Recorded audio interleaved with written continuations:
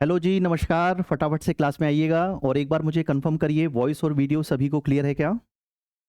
फटाफट से सभी बच्चे ज्वाइन करेंगे और मुझे एक बार कंफर्म करेंगे वॉइस और वीडियो क्लियर है क्या? आज से हमारी एक शानदार और जानदार क्लास शुरू होने वाली है। आज से हम मध्य प्रदेश सामान्य ज्ञान की शुरुआत करने वाले हैं।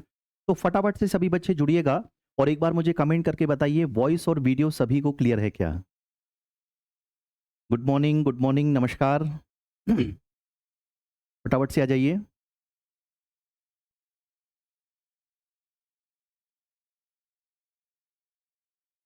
सभी को गुड मॉर्निंग, नमस्कार।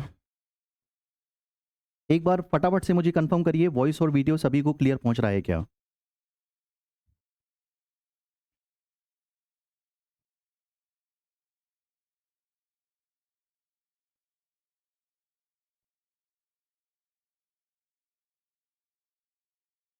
लोड ले रहा है सर, शायद ये चलता रहेगा। चलिए, तो वॉइस और वीडियो सभी को क्लियर है। तो फाइनली हम अपनी बात की शुरुआत करते हैं। तो सभी को नमस्कार, जय हिंद, जय भारत। कैसे हैं आप सभी? क्या हालचाल हैं आपके? मुझे उम्मीद है आप लोग बहुत अच्छे हैं, स्वस्थ हैं और मन लगा के पढ़ाई कर रहे हैं।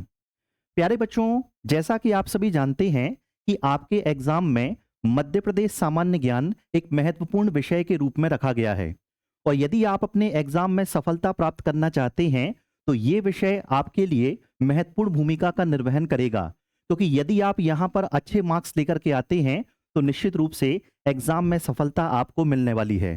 तो मैं प्रतीक जैन आज से आपको मध्य प्रदेश सामान्य ज्ञान पढ़ाने वाला हूँ। मध्य प्रदेश सामान्य ज्ञान के अंतर्गत भी कई सारे चैप्टर्स होते हैं या कई सारे टॉपिक्स होते हैं, जैसे कि आप लोग पढ़ते हो मध्य प्रदेश का भूगोल या ज्योग्राफी ऑफ मध्य प्रदेश। आप लोग पढ़ते हो मध्य प्रदेश की राज्य व्यवस्था या पॉलिटी ऑफ मध्य प्रदेश। इसके अलावा सिलेबस में मध्य प्रदेश की जनजातियां भी हैं, अर्थात ट्राइब्स इन मध्य प्रदेश। साथ ही साथ मध्य प्रदेश का इतिहास भी आपको पढ़ना होता है, जिसे हम इंग्लिश में कहते हैं हिस्ट्री ऑफ मध्य प्रदेश। साथ ही साथ मध्य प्रदेश की अर्थव्यवस्था भी आपको पढ़नी होती है, जिसे आप कहते हो इकोनॉमिक्स ऑफ मध्य प्रदेश। ठीक है। साथ ही साथ इसमें हम मध्य प्रदेश का विविध वाला पोर्शन भी पढ़ते हैं। तो कुल मिला के मध्य प्रदेश का भूगोल, मध्य प्रदेश की राज्य व्यवस्था, अर्थव्यवस्था, मध्य प्रदेश की जनजातियां और मध्य प्रदेश का विविध, ये सारे चैप्टर्स या टॉपिक मध्य प्रदेश सामान्य ज्ञान में आपको पढ़ने होते हैं। तो बच्चों, आज से हम जो शुरुआत करने वाले हैं वो शुरुआत करने वाले हैं मध्य प्रदेश की जनजातियां। आज से मैं आपको क्या पढ़ाने वाला हूं? मध्य प्रदेश की जनजातियां पढ़ाने वाला हूं। आप लोग मध्य प्रदेश का भूगोल पढ़ चुके हैं। मध्य प्रदेश का भूगोल आपको दिनेश सर ने पढ़ाया। अब उसके बाद हम यहां पर मध्य प्रदेश की जनजातियां पढ़ने वाले हैं, जो कि एक बेहद महत्वपूर्ण टॉपिक है और आपके एग्जाम में बहुत काम आने वाला है। ममता जी, वेरी गुड मॉर्निंग। सभी बच्चों को राम राम, नमस्कार। चलिए, तो जैसा कि मैं आपको बता रहा हूं कि हम लोग यहां पर पढ़ने वाले हैं मध्य प्रदेश की जनजातियां, या इसी को हम इंग्लिश में कहते हैं ट्राइब्स ऑफ मध्य प्रदेश या ट्राइब्स इन मध्य प्रदेश। ठीक है। हम लोग क्या पढ़ने वाले हैं? ट्राइब्स इन मध्य प्रदेश या मध्य प्रदेश की जनजातियां। बच्चों, आप लोग कहोगे सर ये हमारे सिलेबस का हिस्सा क्यों बनाया गया, हमें ये जनजातियां क्यों पढ़ना है? तो आपको मैं बता दूं कि हमारा जो मध्य प्रदेश है ये भारत में, ध्यान से सुनिएगा, हमारा जो मध्य प्रदेश है ये भारत में सर्वाधिक जनजातीय जनसंख्या वाला राज्य है। मतलब इंडिया में सबसे ज्यादा जो ट्राइबल पॉपुलेशन है वो हमारे मध्य प्रदेश में ही रहती है और इसी वजह से हमारे मध्य प्रदेश को ट्राइबल स्टेट या जनजातीय प्रदेश का नाम भी दिया जाता है। किस प्रदेश का नाम दिया जाता है? ट्राइबल स्टेट या जनजातीय प्रदेश का नाम भी दिया जाता है। तो चूंकि भारत में सबसे ज्यादा ट्राइबल पॉपुलेशन या जनजातीय जनसंख्या मध्य प्रदेश में निवास करती है, इसी वजह से हमारे एग्जाम की ये नीड है कि आपको मध्य प्रदेश की जनजातियों का नॉलेज बहुत अच्छे से होना चाहिए। हमारा आयोग या मंडल ये चाहता है कि एक अभ्यर्थी होने के नाते आपको मध्य प्रदेश की जनजातियों का नॉलेज हो। आपको पता होना चाहिए कि भील जनजाति क्या है, कैसी है, कहाँ निवास करती है, गौड़ जनजाति, बैगा जनजाति, सहरिया, भारिया जनजाति आदि सभी जनजातियां हमारे मध्य प्रदेश में रहती हैं। तो ये कहाँ रहती हैं, इनका खान पान क्या है, रहन सहन क्या है, रीति रिवाज क्या है, इन सब का नॉलेज आपको यहां पर होना बहुत जरूरी है। ठीक है सर, एमपी ज्योग्राफी कंप्लीट हो गई। हाँ जी बिल्कुल, ऐसा मुझे बताया गया है, एमपी ज्योग्राफी कंप्लीट हो गई। अब हम लोग मध्य प्रदेश की जनजातियां पढ़ने जा रहे हैं, या ट्राइब्स ऑफ मध्य प्रदेश पढ़ने जा रहे हैं। ठीक है बच्चों, तो ये आपके माइंड में बिल्कुल क्लियर हो जाना चाहिए कि भारत में सबसे ज्यादा ट्राइबल पॉपुलेशन या जनजातीय जनसंख्या मध्य प्रदेश में निवास करती है। इसी वजह से अभ्यर्थी होने के नाते आपको मध्य प्रदेश की जनजातियों का नॉलेज होना बहुत जरूरी है। यही हमारा आयोग या मंडल चाहता है, यही हमारे एग्जाम की नीड है। अब अगला प्रश्न ये आता है कि सर ये जो जनजातियां हैं इसके अंदर हमें क्या क्या पढ़ना है। ये तो हो गया हमारा मेन टॉपिक, इसके अंदर कौन कौन से टॉपिक पढ़ना है या चैप्टर पढ़ना है वो बता दीजिए। तो मेरे प्यारे बच्चों बहुत ध्यान से सुनिएगा, मैं आपको मध्य प्रदेश की जनजातियां पढ़ा रहा हूं, उसका सिलेबस बताने जा रहा हूं। ये बिल्कुल आपको कंठस्थ होना चाहिए, याद होना चाहिए। नींद में उठा के भी कोई पूछे ना तो आप लोगों से बनना चाहिए। चलो सबसे पहले आप देखिएगा, तो लिखा हुआ है मध्य प्रदेश में जनजातियों का भौगोलिक विस्तार। क्या लिखा हुआ है, मध्य प्रदेश में जनजातियों का भौगोलिक विस्तार, या इंग्लिश में कहें तो geographical distribution of tribes in Madhya Pradesh. यहां पर आपको यह सीखना है कि हमारे मध्य प्रदेश की जो जनजातियां हैं वो कहां कहां निवास करती हैं। आपको पता होना चाहिए भील कहां निवास करते हैं, गोंड कहां निवास करते हैं, कोल जनजाति कहां रहती है, ये सब कुछ मैं आपको यहां पर पढ़ाऊंगा। इसके अलावा सिलेबस में लिखा हुआ है जनजातियों से संबंधित संवैधानिक प्रावधान। हमारा जो इंडियन कॉन्स्टिट्यूशन है या भारतीय संविधान है उसमें कौन कौन से आर्टिकल्स ट्राइब्स से जुड़े हुए हैं या जनजातियों से जुड़े हुए हैं, ये भी हम यहां पर पढ़ने वाले हैं। ठीक है, इसके अलावा मध्य प्रदेश की प्रमुख जनजातियां, प्रमुख जनजातियों से क्या मतलब है, जैसे भील है, गोंड है, बैगा, सहरिया, भारिया, कोल, कोरकू, ये सभी जो हमारी जनजातियां हैं इन सब के बारे में हम यहां पर विस्तार से पढ़ेंगे। इसमें हम जानेंगे कि भील कहां रहती है, क्या रहन सहन है, कौन से विवाह होते हैं, कौन से रीति रिवाज हैं, ये सब मैं आपको यहां पर पढ़ाऊंगा। ठीक है, किसमें, मेजर ट्राइब्स इन मध्य प्रदेश वाले टॉपिक के अंतर्गत पढ़ाऊंगा। इसके अलावा हमारे टॉपिक में लिखा हुआ है विशेष पिछड़ी जनजातियां। इसको इंग्लिश में कहते हैं पर्टिकुलरली वल्नरेबल ट्राइबल ग्रुप्स। वैसे तो जनजातियां पिछड़ी अवस्था में ही होती हैं, लेकिन उनमें भी जो पिछड़ी जनजातियां हैं उनको हम कहते हैं विशेष पिछड़ी जनजातियां, या इंग्लिश में कहते हैं पर्टिकुलरली वल्नरेबल ट्राइबल ग्रुप्स, या इसी को मैं शॉर्ट में कहता हूं पीवीटीजीज। तो हमारे मध्य प्रदेश में 3 जनजातियां हैं, बैगा, सहरिया और भारिया, जिन्हें हमारी इंडियन गवर्नमेंट ने या भारत सरकार ने पीवीटीजी घोषित किया है। तो हमें विशेष पिछड़ी जनजातियों के अंतर्गत बैगा, सहरिया और भारिया के बारे में ही विस्तार से पढ़ना है, वो मैं आपको पढ़ाऊंगा। ठीक है, ममता जी कह रही हैं सर नेटवर्क इशू आ रहा है। बाकी बच्चे भी एक बार कंफर्म करिए, क्या ये दिक्कत जा रही है कि आपको भी नेटवर्क इशू बाकी बच्चों को भी जा रहा है क्या, एक बार मुझे कंफर्म कर दीजिए ताकि आगे क्लास में व्यवधान ना आए। जो भी बच्चे जुड़े हुए हैं एक बार कंफर्म कर दीजिए मुझे।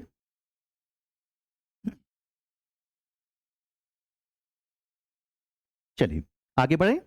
तो मैं आपको बता रहा था विशेष पिछड़ी जनजातियां भी सिलेबस का हिस्सा हैं, इसको हम शॉर्ट में पीवीटीजी के नाम से जानेंगे। इसके अलावा लिखा हुआ है घुमंतू जातियां, और साथ ही साथ लिखा हुआ है जनजातियों के कल्याण के लिए योजनाएं।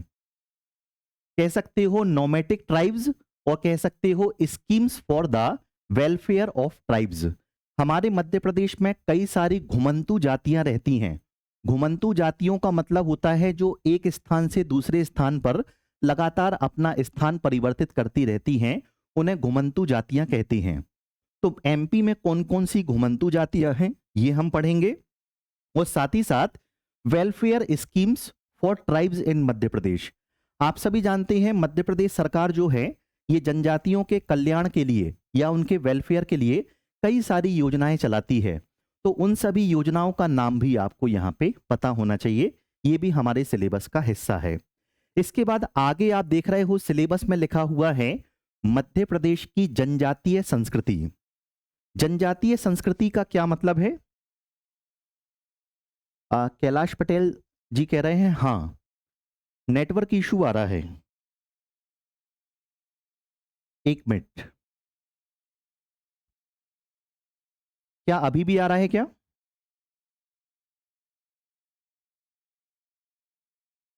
क्या अभी भी आ रहा है क्या? थोड़ा मोड़ा टेक्निकल इशू हो सकता है, इंटरनेट की स्पीड ऊपर नीचे होती रहती है। बाकी मुझे लगता है कि अब चीजें कंफर्म होंगी, है ना? थोड़ा सर वो नेटवर्क इशू का बोल रहे हैं।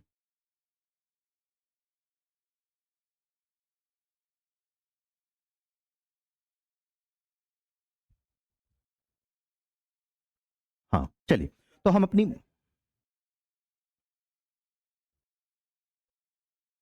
चलिए, तो मैं आपको बता रहा था मध्य प्रदेश की जनजातीय संस्कृति के बारे में कि हमारे मध्य प्रदेश की जो जनजातियां हैं वो कौन से कल्चर को फॉलो करती हैं। तो यहां पर मैं आपको ट्राइबल कल्चर ऑफ मध्य प्रदेश भी पढ़ा रहा हूंगा। ट्राइबल कल्चर के अंतर्गत आपको क्या क्या पढ़ना है, उनमें कौन कौन सी परंपराएं हैं, अर्थात कौन कौन से ट्रेडिशंस को वो फॉलो करते हैं, उनकी कौन कौन सी विशिष्ट कलाएं हैं। जैसे कि भील जनजाति में पिथौरा चित्र चलता है, पिथौरा पेंटिंग चलती है। तो जनजातियों के अंदर भी कई सारी आर्ट्स होती हैं।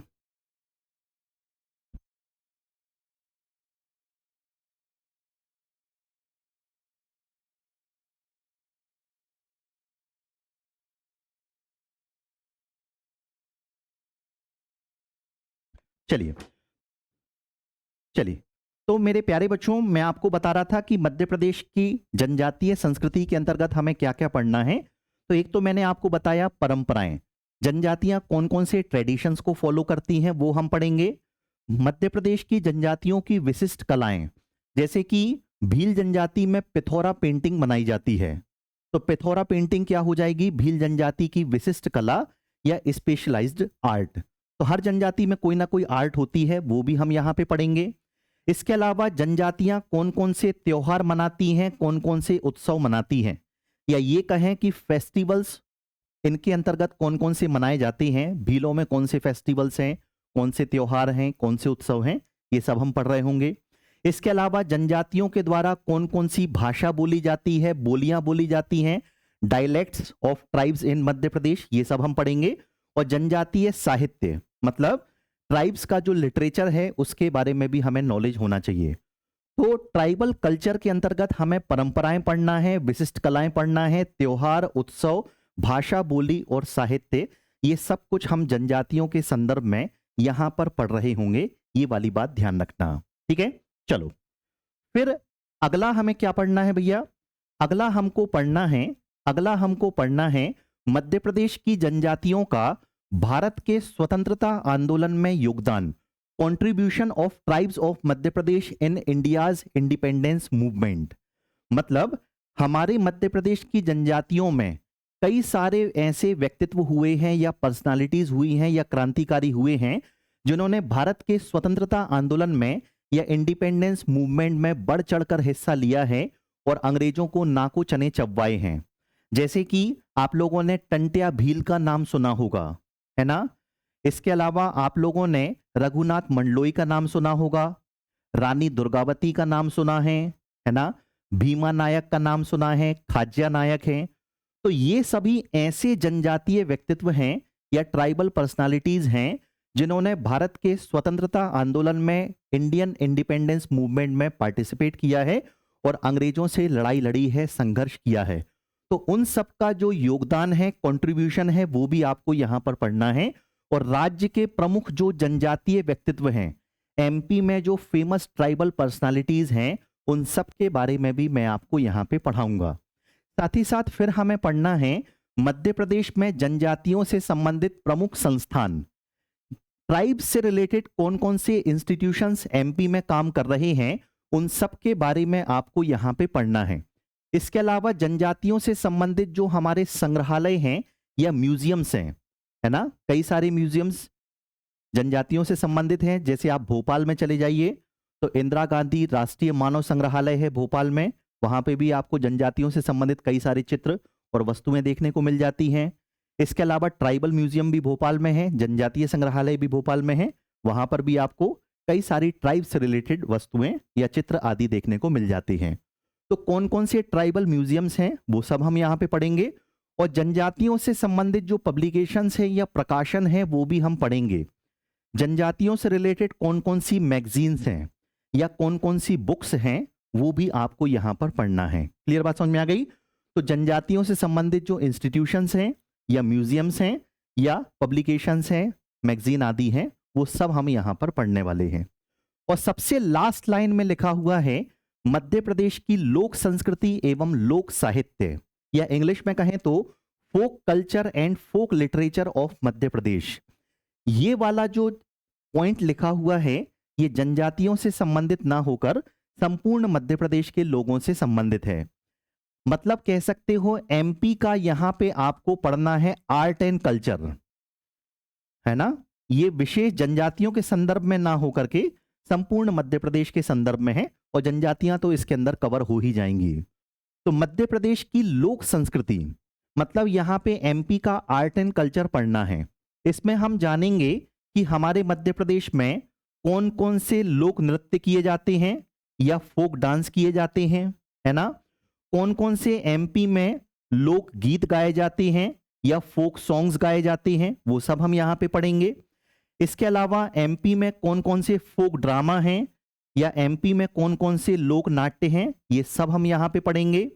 साथ ही साथ मध्य प्रदेश में शिल्पकला, ठीक है, शिल्पकला art and craft of Madhya Pradesh, ये सब हम यहाँ पे पढ़ रहे होंगे।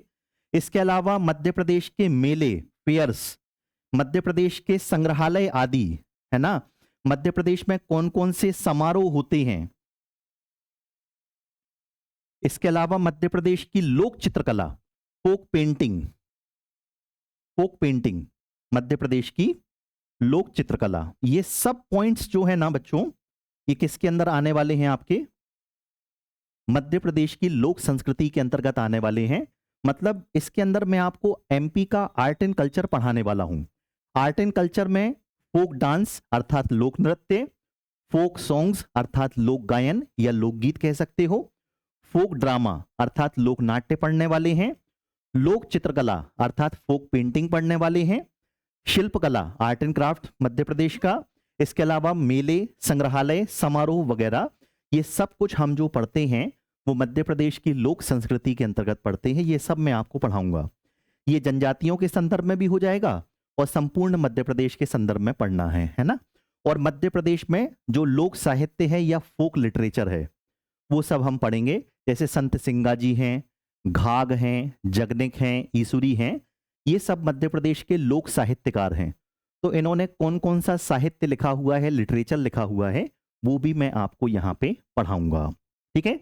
तो इस प्रकार से मेरे प्यारे बच्चों यहाँ पर हम लोगों ने क्या देखा है, यहाँ पर हम लोगों ने मध्य प्रदेश की जनजातियों का सिलेबस देखा है कि हमें यहाँ पर क्या क्या पढ़ना है।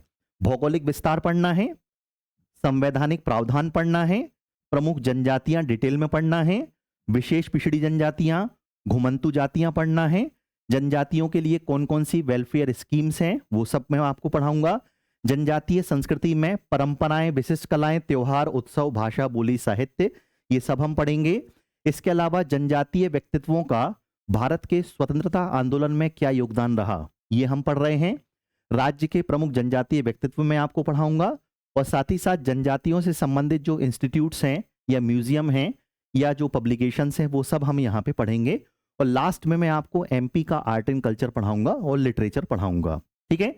तो ये हमारा मध्य प्रदेश की जनजातियों का सिलेबस है। फटाफट से मुझे एक बार कमेंट करके बताइए यहां तक की बातें सभी बच्चों को समझ में आ गई हैं क्या। और जिस पीडीएफ से मैं आपको पढ़ा रहा हूं ये पूरी पीडीएफ आपको लेक्चर के सेक्शन में मिल जाएगी, व्यू पीडीएफ करके, वहां से आप लोग डाउनलोड करके पढ़ पाएंगे, है ना।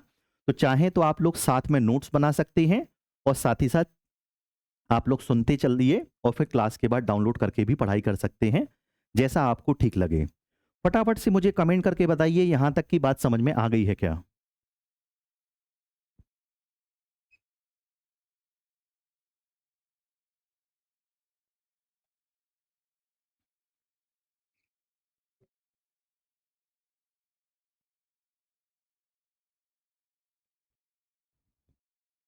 यहां तक की बातें सभी को समझ में आ गई हैं? तो फाइनली फिर हम अपने टॉपिक की शुरुआत करेंगे, है ना? चलिए, तो मेरे प्यारे बच्चों, अब हम फाइनली मध्य प्रदेश की जनजातियों की शुरुआत कर सकते हैं। हमने अपना बेस तैयार कर लिया है। चलिए, मध्य प्रदेश की जनजातियों की शुरुआत करने के पहले मैं आपको बता दूं कि आप लोगों को मध्य प्रदेश का पूरा जो मैप है, ये आपको यहाँ पे याद होना चाहिए। मध्य प्रदेश में आप सभी जानते हैं 55 डिस्ट्रिक्ट्स हैं और 10 डिवीजन्स हैं, 55 जिले हैं, 10 संभाग हैं।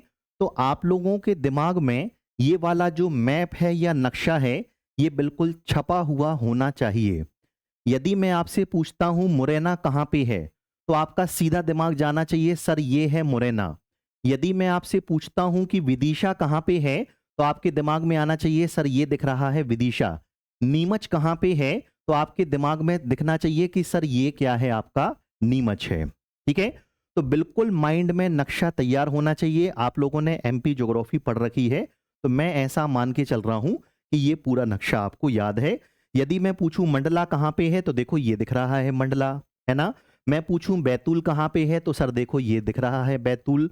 तो बिल्कुल नक्शा जो है ये दिमाग में सेट होना चाहिए। ठीक है, चलो अब मेरे प्यारे बच्चों आगे बढ़ते हैं और अब हम फाइनली हमारे पहले टॉपिक की शुरुआत करते हैं। जनजातियों का जो पहला टॉपिक है वो हम पढ़ लेते हैं। और ये पहला टॉपिक क्या कह रहा है हमसे? मध्य प्रदेश में जनजातियों का सामान्य परिचय तथा भौगोलिक विस्तार। आज की क्लास में मैं आपको जनजातियों का या ट्राइब्स का जनरल इंट्रोडक्शन देने वाला हूं कि जनजातियां आखिर होती क्या हैं।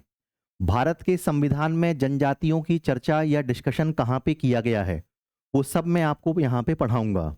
और इसके साथ साथ हम पढ़ने वाले हैं जनजातियों का भौगोलिक विस्तार, या इंग्लिश में कहें तो ज्योग्राफिकल एक्सपेंशन ऑफ मध्य प्रदेश। मतलब मध्य प्रदेश में कौन सी जनजाति कहाँ कहाँ पे रहती है, ये भी हमें यहाँ पर सीखना है। तो दो बातें हमें सीखना है, जनजातियों का सामान्य परिचय अर्थात जनरल इंट्रोडक्शन, और दूसरी बात हम सीखेंगे जनजातियों का भौगोलिक विस्तार अर्थात ज्योग्राफिकल एक्सपेंशन इन मध्य प्रदेश। ठीक है, चलो तो शुरुआत करते हैं अपनी बात की। सबसे पहले बच्चों आप लोग ये समझिए कि आखिर ये जनजातियां होती क्या हैं। सबसे पहला हमारे मन में एक प्रश्न उठता है कि सर ये बताइए कि आखिर ये जनजाति शब्द आप लोग बार बार प्रयोग करते हो, ये जनजातियां होती क्या हैं। तो ध्यान से सुनना बच्चों, जनजातियों के बारे में कहा जाता है कि जो जनजातियां हैं ये ऐसा मानव समूह है। क्या है ये? जनजातियां जो हैं ये मानव समूह है, और ये ऐसा मानव समूह है जो आज भी पिछड़ी अवस्था में जीवन यापन करता है, या ये कह सकते हो कि जो विकास के पायदान में सबसे निचले पायदान पर हैं, जिनका आज भी डेवलपमेंट उतना नहीं हुआ जितना हमारे वर्तमान समाज का हो चुका है। तो जनजातियों की परिभाषा क्या कहती है? जनजातियों की परिभाषा कहती है कि जनजातियां, इन्हीं को आप कह सकते हो आदिवासी। ठीक है, आदिवासी मैं कहूं तो समझना जनजाति की ही बात चल रही है। तो जनजाति अथवा आदिवासी ऐसा मानव समूह है जो कि आज भी पिछड़ी हुई अवस्था में जीवन यापन करता है। मतलब ये कह सकते हो कि आज भी विकास के पायदान पर यदि आप देखोगे तो सबसे निचले पायदान पर देखने को मिलेगा। आज का हमारा वर्तमान समाज देखिए और जनजातीय समाज देखिए, तो आप देखोगे हमारा जो वर्तमान समाज है ये 21वीं शताब्दी में चल रहा है।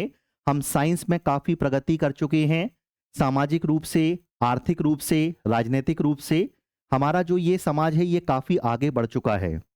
लेकिन यदि आप जनजातीय समाज को देखोगे तो जनजातीय समाज के बारे में कहा जाता है कि जो जनजातियां हैं ये ऐसे मानव समूह हैं जो आज भी पिछड़ी अवस्था में जीवन यापन करते हैं, आज भी सुदूर जंगल और पहाड़ी क्षेत्रों में निवास करना पसंद करते हैं, नग्न अथवा अर्धनग्न अवस्था में रहते हैं, आज भी प्राचीन कालीन धर्म रीति रिवाज परंपराओं को मानते हैं, आज भी उन लोगों में नग्न अथवा अर्धनग्न अवस्था देखी जा रही है, विकास उनमें काफी कम हो पाया है, पिछड़ापन देखा जा रहा है।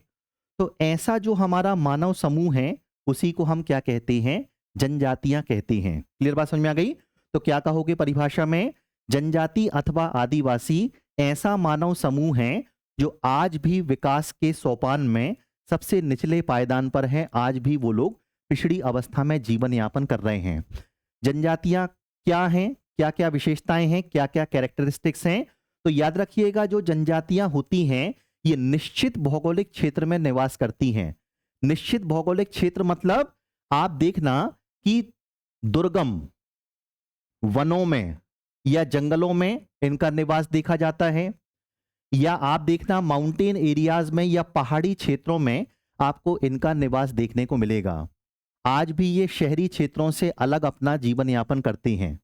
तो जनजातियों की विशेषताओं में पहली बात याद रखना कि ये निश्चित भौगोलिक क्षेत्र में, सुदूर ग्रामीण क्षेत्रों में या जंगल के क्षेत्रों में या माउंटेन एरियाज में, पहाड़ी क्षेत्रों में निवास करना पसंद करते हैं। इनकी एक विशिष्ट प्रकार की बोली होती है।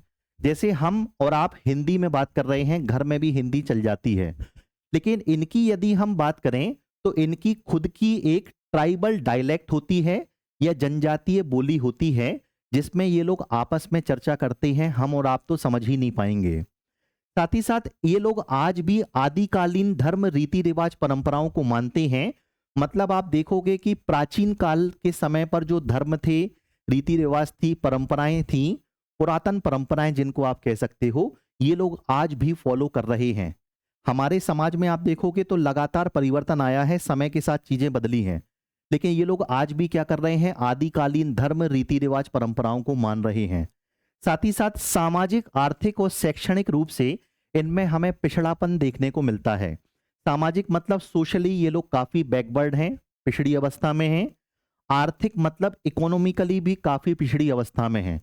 जनजातीय वर्ग के लोगों को आप देखोगे तो ये आज भी श्रमिक के रूप में या लेबर के रूप में काम कर रहे हैं, या तो फिर परंपरागत तरीके से खेती करने का काम कर रहे हैं, जिसमें उत्पादन या प्रोडक्शन बहुत कम होता है।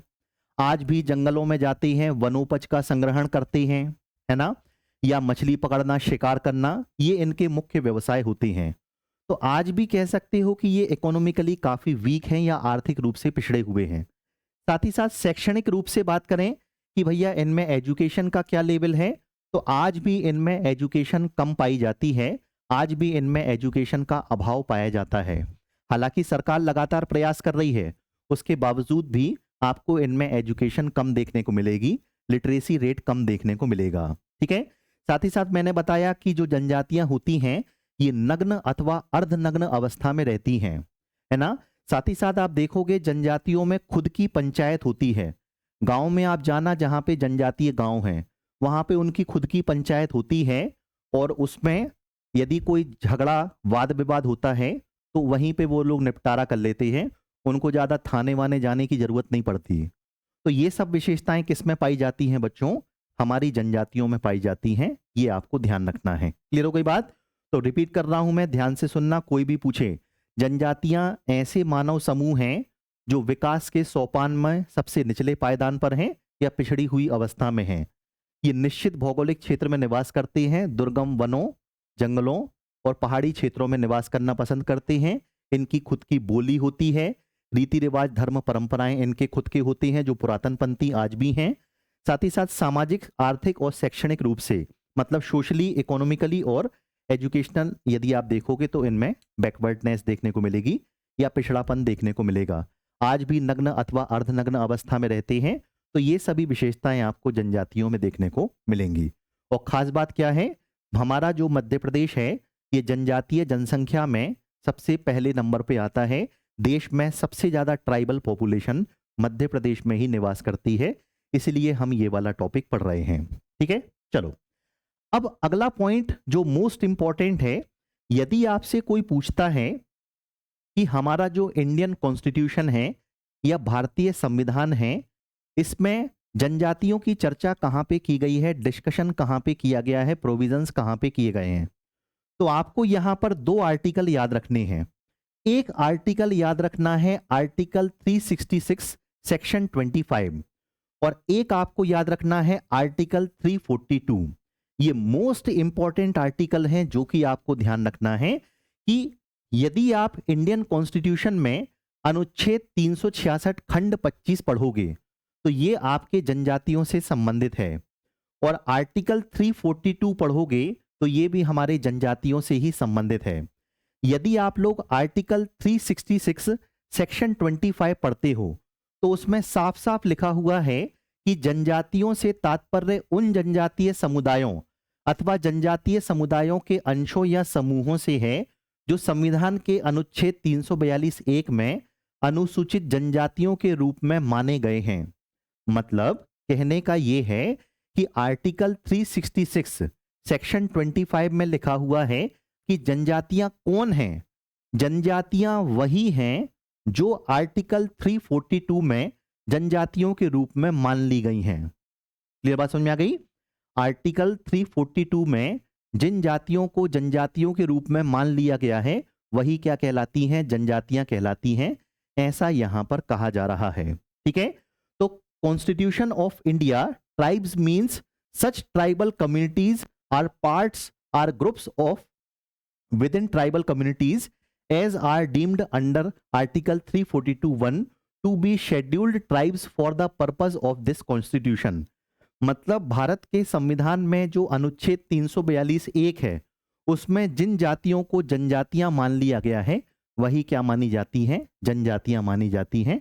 ऐसा आपको ध्यान रखना है। ठीक है, चलो अब 366 सेक्शन 25 में तो ये लिखा हुआ है, लेकिन 342 में क्या लिखा हुआ है अब मैं आपको वो बताने जा रहा हूं। तो ध्यान से देखिएगा, आर्टिकल 342 क्या कहता है। तो इंडियन कॉन्स्टिट्यूशन में यदि आप देखोगे आर्टिकल 342 ये क्या कह रहा है, तो इसमें भी खंड 1 है, खंड 2 है। तो यहां पर हम खंड 1 की चर्चा कर रहे हैं, 342(1) की बात कर रहे हैं। तो यदि आप 342(1) की बात करते हैं तो उसमें साफ साफ लिखा हुआ है कि जो हमारे भारत के राष्ट्रपति हैं या प्रेसिडेंट हैं, ये किसी राज्य या केंद्र शासित प्रदेश के संबंध में, किसी राज्य या केंद्र शासित प्रदेश के संबंध में, और जहां राज्य है वहां उसके राज्यपाल से परामर्श करने के पश्चात लोक अधिसूचना द्वारा, नोटिफिकेशन के द्वारा उन जनजातियों या जनजातीय समुदायों अथवा जनजातियों या जनजातीय समुदायों के हिस्सों को विनिर्दिष्ट कर सकेगा जिन्हें इस संविधान के प्रयोजनों के लिए राज्य या केंद्र शासित प्रदेश के संबंध में अनुसूचित जनजातियां समझा जाएगा। पहले इस भाषा को बहुत ध्यान से पढ़िए, वो कहना क्या चाह रहे हैं। ये इंडियन कॉन्स्टिट्यूशन में लिखी हुई भाषा है, मैं आपको सरल भाषा में समझाना चाहता हूं। यहां पर वो ये कहना चाह रहे हैं कि हमारे जो भारत के राष्ट्रपति हैं या प्रेसिडेंट हैं, ये क्या करते हैं, किसी भी स्टेट या यूनियन टेरिटरी के लिए, किसी भी राज्य या केंद्र शासित प्रदेश के लिए अधिसूचना निकालने का काम करते हैं या नोटिफिकेशन निकालने का काम करते हैं। और ये वाला जो नोटिफिकेशन है ये किसके सजेशन से निकलता है? तो यहां पे याद रखना है कि जो स्टेट का गवर्नर है या स्टेट का जो राज्यपाल है उसके परामर्श से निकाला जाता है। मतलब जो राष्ट्रपति है राज्य के राज्यपाल से परामर्श लेता है और परामर्श लेने के बाद एक नोटिफिकेशन या लोक अधिसूचना जारी की जाती है, और उस लोक अधिसूचना में जिन जिन जातियों को जनजातियां मान लिया जाता है वही जातियां क्या कहलाने लगती हैं? जनजातियां कहलाने लगती हैं, और उनको उस राज्य में फिर वो आरक्षण मिलने लगता है। बात समझ में आ रही है? तो 342(1) में क्या लिखा हुआ है कि जो राष्ट्रपति हैं ये राज्य या केंद्र शासित प्रदेश के संबंध में, और जहां पर राज्य है वहां के राज्यपाल से परामर्श करने के पश्चात लोक अधिसूचना जारी करते हैं, और लोक अधिसूचना के द्वारा क्या किया जाता है? जनजातियों या जनजातीय समुदायों को या जनजातीय समुदायों के हिस्सों को जनजातियों के रूप में लिस्टेड किया जाता है। ये वाली बात ध्यान रखना। ठीक है, बात समझ में आ रही है? तो कहने का मतलब ये है कि मध्य प्रदेश में कौन कौन सी जातियां जनजातियों में आएंगी ये कौन डिसाइड करेगा? तो हमारे यहाँ के जो राज्यपाल हैं वो राष्ट्रपति से सलाह करेंगे, राष्ट्रपति उनसे सलाह लेगा, फिर राष्ट्रपति क्या करेंगे? एक नोटिफिकेशन जारी करेंगे, और उस नोटिफिकेशन में मध्य प्रदेश के लिए जिन जिन जातियों को जनजातियां मान लिया जाएगा वो जनजातियां कहलाएंगी। और याद रखिएगा जनजातियों की जो लिस्ट होती है वो हर राज्य के लिए अलग अलग होती है। मध्य प्रदेश की जनजातियों की लिस्ट अलग है, छत्तीसगढ़ की लिस्ट अलग है ना, महाराष्ट्र की लिस्ट अलग है, हिमाचल प्रदेश की अलग है। ऐसे अलग अलग राज्यों के लिए अलग अलग जनजातियों की लिस्ट होती है। तो ये वाली बात आपको ध्यान रखना है कि ये पब्लिक नोटिफिकेशन के माध्यम से नोटिफाइड किए जाते हैं, ध्यान रखना। और नोटिफिकेशन किसके द्वारा जारी किया जाता है? राष्ट्रपति के द्वारा जारी किया जाता है। क्लियर बात समझ में आ गई? तो रिपीट करो, राष्ट्रपति किसी राज्य या केंद्र शासित प्रदेश के संबंध में और जहां राज्य है वहां के राज्यपाल से परामर्श करने के पश्चात लोक अधिसूचना के द्वारा उन जनजातियों या जनजातीय समुदायों को या जनजातीय समुदायों के हिस्सों को विनिर्दिष्ट कर सकेगा, मतलब लिस्टेड कर सकेगा, जिन्हें इस संविधान के प्रयोजनों के लिए राज्य या केंद्र शासित प्रदेश के संबंध में अनुसूचित जनजाति समझा जाएगा। तो मुझे उम्मीद है कि ये वाली जो बात है ये आपको बहुत अच्छे से स्पष्ट हो गई है। चलो, अब अगली बात आती है कि हमारी जो ये जनजातियां हैं ये संविधान में कहां पे चर्चा की गई है वो तो हमने पढ़ लिया। अब हमारा एक प्रश्न ये बनता है कि जो ये जनजातियां हैं भाई, ये जो जनजातियां हैं इन्हें अलग अलग विद्वानों ने अलग अलग नाम से पुकारा है, वो नाम क्या क्या है? हमारी परीक्षा में ये भी पूछ लिया जाता है। तो देखो, यदि हम इंडियन कॉन्स्टिट्यूशन की बात करें, भारतीय संविधान की बात करें, तो भारतीय संविधान में इनको क्या कह के पुकारा गया है? अनुसूचित जनजाति कह करके पुकारा गया है। ठीक है, मतलब जो हमारी ट्राइब्स हैं उनको ट्राइब्स या अनुसूचित जनजाति शब्द कहां पे कहा गया है? भारतीय संविधान में कहा गया है। लेकिन यदि हम ठक्कर बापा की बात करें या काका कालेलकर की बात करें तो इन्होंने जनजातियों को क्या कह करके पुकारा था? आदिवासी कह करके पुकारा था। तो सीधा सा आपका प्रश्न बनेगा कि जनजातियों को आदिवासी कहकर किसने पुकारा था? तो आपका उत्तर आएगा ठक्कर बापा ने और काका कालेलकर ने। यहां पर मोस्ट इंपॉर्टेंट है ठक्कर बापा। ठक्कर बापा मोस्ट इंपॉर्टेंट इसीलिए हैं क्योंकि ठक्कर बापा को क्या कहा जाता है? जनजातियों का पितृ पुरुष कहा जाता है। ठक्कर बापा ने जनजातियों के कल्याण के लिए कई सारे काम किए और इसी वजह से ठक्कर बापा को क्या कहा जाता है बच्चों? तो ठक्कर बापा को क्या कहा जाता है मेरे प्यारे बच्चों? बिल्कुल याद रखिएगा, ठक्कर बापा को कहा जाता है जनजातियों का पितृ पुरुष। ये सीधा प्रश्न आया हुआ है कि पितृ पुरुष जनजातियों का किसे कहा गया है? तो आंसर है ठक्कर बापा को। क्यों कहा गया है? क्योंकि इन्होंने जनजातियों के कल्याण के लिए कई सारे कार्य किए थे, इसी वजह से इनको क्या कहा जाता है? जनजातियों का पितृ पुरुष कहा जाता है। ठीक है, और एक प्रश्न ये भी बनता है कि जनजातियों के लिए पहली बार आदिवासी शब्द किसने प्रयोग किया था? तो ठक्कर बापा ने प्रयोग किया था। Got my point? तो याद रखिएगा, ठक्कर बापा ये कौन है भैया? आपके जनजातियों के पितृपुरुष कहे जाते हैं और इन्होंने ही जनजातियों को पहली बार आदिवासी कह करके पुकारा था। साथ ही साथ काका कालेलकर ने भी जनजातियों को क्या कहा है? आदिवासी कहा है। यदि हम महात्मा गांधी की बात करें तो महात्मा गांधी जो हैं ये जनजातियों को क्या कहा करते थे? गिरिजन कहा करते थे। क्या कहा करते थे बच्चों? गिरिजन कहा करते थे। यदि हम ग्रियर्सन की बात करें, जॉर्ज ग्रियर्सन की बात चल रही है, तो जॉर्ज ग्रियर्सन जो हैं ये जनजातियों को पहाड़ी जनजाति कहकर पुकारते थे, है ना। डॉक्टर गोविंद सदाशिव घुरिये ये प्रसिद्ध समाजशास्त्री हुए हैं और इन्होंने जनजातियों को क्या कहा है? पिछड़े हिंदू कहकर पुकारा। डॉक्टर दास एंड दास की बात करें तो इन्होंने जनजातियों को क्या कहा है? विलीन मानवता कहा है। तो यहां पे बहुत ज्यादा परेशान होने की जरूरत नहीं है, सीधा सीधा याद करो। ये सीधा प्रश्न बनेगा कि जनजातियों को पिछड़े हिंदू किसने कहा था? जनजातियों को पिछड़े हिंदू डॉक्टर गोविंद सदाशिव घुरिये ने कहा। जनजातियों को विलीन मानवता किसने कहा था? डॉक्टर दास एंड दास ने कहा था। महात्मा गांधी ने जनजातियों को क्या नाम दिया? गिरिजन नाम दिया। आदिवासी शब्द का सबसे पहला प्रयोग किसने किया? ठक्कर बापा ने। इसके अलावा काका कालेलकर ने भी जनजातियों को आदिवासी कहा है, ये ध्यान रखना। जॉर्ज ग्रियर्सन ने इनको क्या कहा? पहाड़ी जनजाति कहा। और अनुसूचित जनजाति शब्द का प्रयोग कहां देखने को मिलता है? तो ये देखने को मिलता है भारतीय संविधान में। ये वाली बात हमें यहां पे ध्यान रखना है। ठीक है, उम्मीद है ये वाली बात समझ में आ गई है। चलो, अब मेरे प्यारे बच्चों अगली बात जो मैं आपको बताना चाहता हूं वो ये है कि जो जनजातियां हैं, हमारी जो जनजातियां हैं, इनको जनजातियों में शामिल करने के लिए, इन जनजातियों को जनजातियों में शामिल करने के लिए क्राइटेरिया क्या है? तो 1960 में एक कमेटी बनाई गई थी, उसका नाम है चंदा समिति। उसका नाम क्या है? चंदा समिति। ठीक है, मेरे कहने का मतलब यह है कि कौन सी जाति को जनजातियों में शामिल किया जाए, इसके लिए क्या क्राइटेरिया है, यह भी आपसे पूछा जा सकता है। तो 1960 में एक कमेटी बनाई गई थी, चंदा कमेटी, और चंदा कमेटी ने क्या किया था?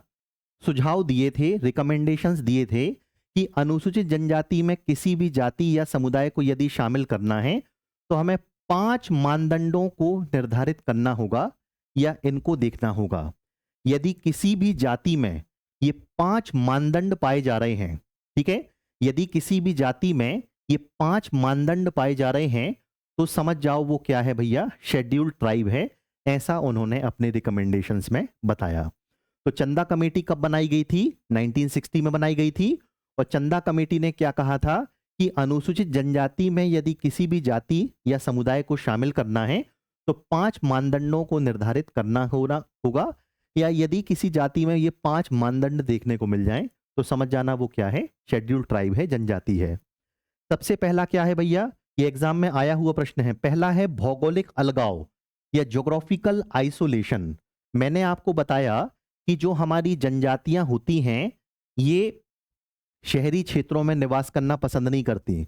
ये आज भी सुदूर ग्रामीण क्षेत्रों में, रिमोट एरियाज में, जंगल के क्षेत्रों में या पहाड़ी क्षेत्रों में निवास करना पसंद करती हैं। तो जनजाति बनने के लिए पहला क्राइटेरिया क्या है भैया? ज्योग्राफिकल आइसोलेशन होना चाहिए। मतलब जो हमारा वर्तमान समाज है उससे एकदम अलग थलग समाज आपको जनजातीय समाज के रूप में देखने को मिलेगा। ये खुद को वर्तमान समाज से अलग रखते हैं, तो भौगोलिक अलगाव देखने को मिलेगा।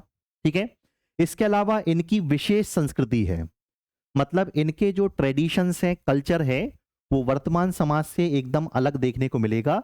इनके खुद के रीति रिवाज, परंपराएं, बोलियां हैं।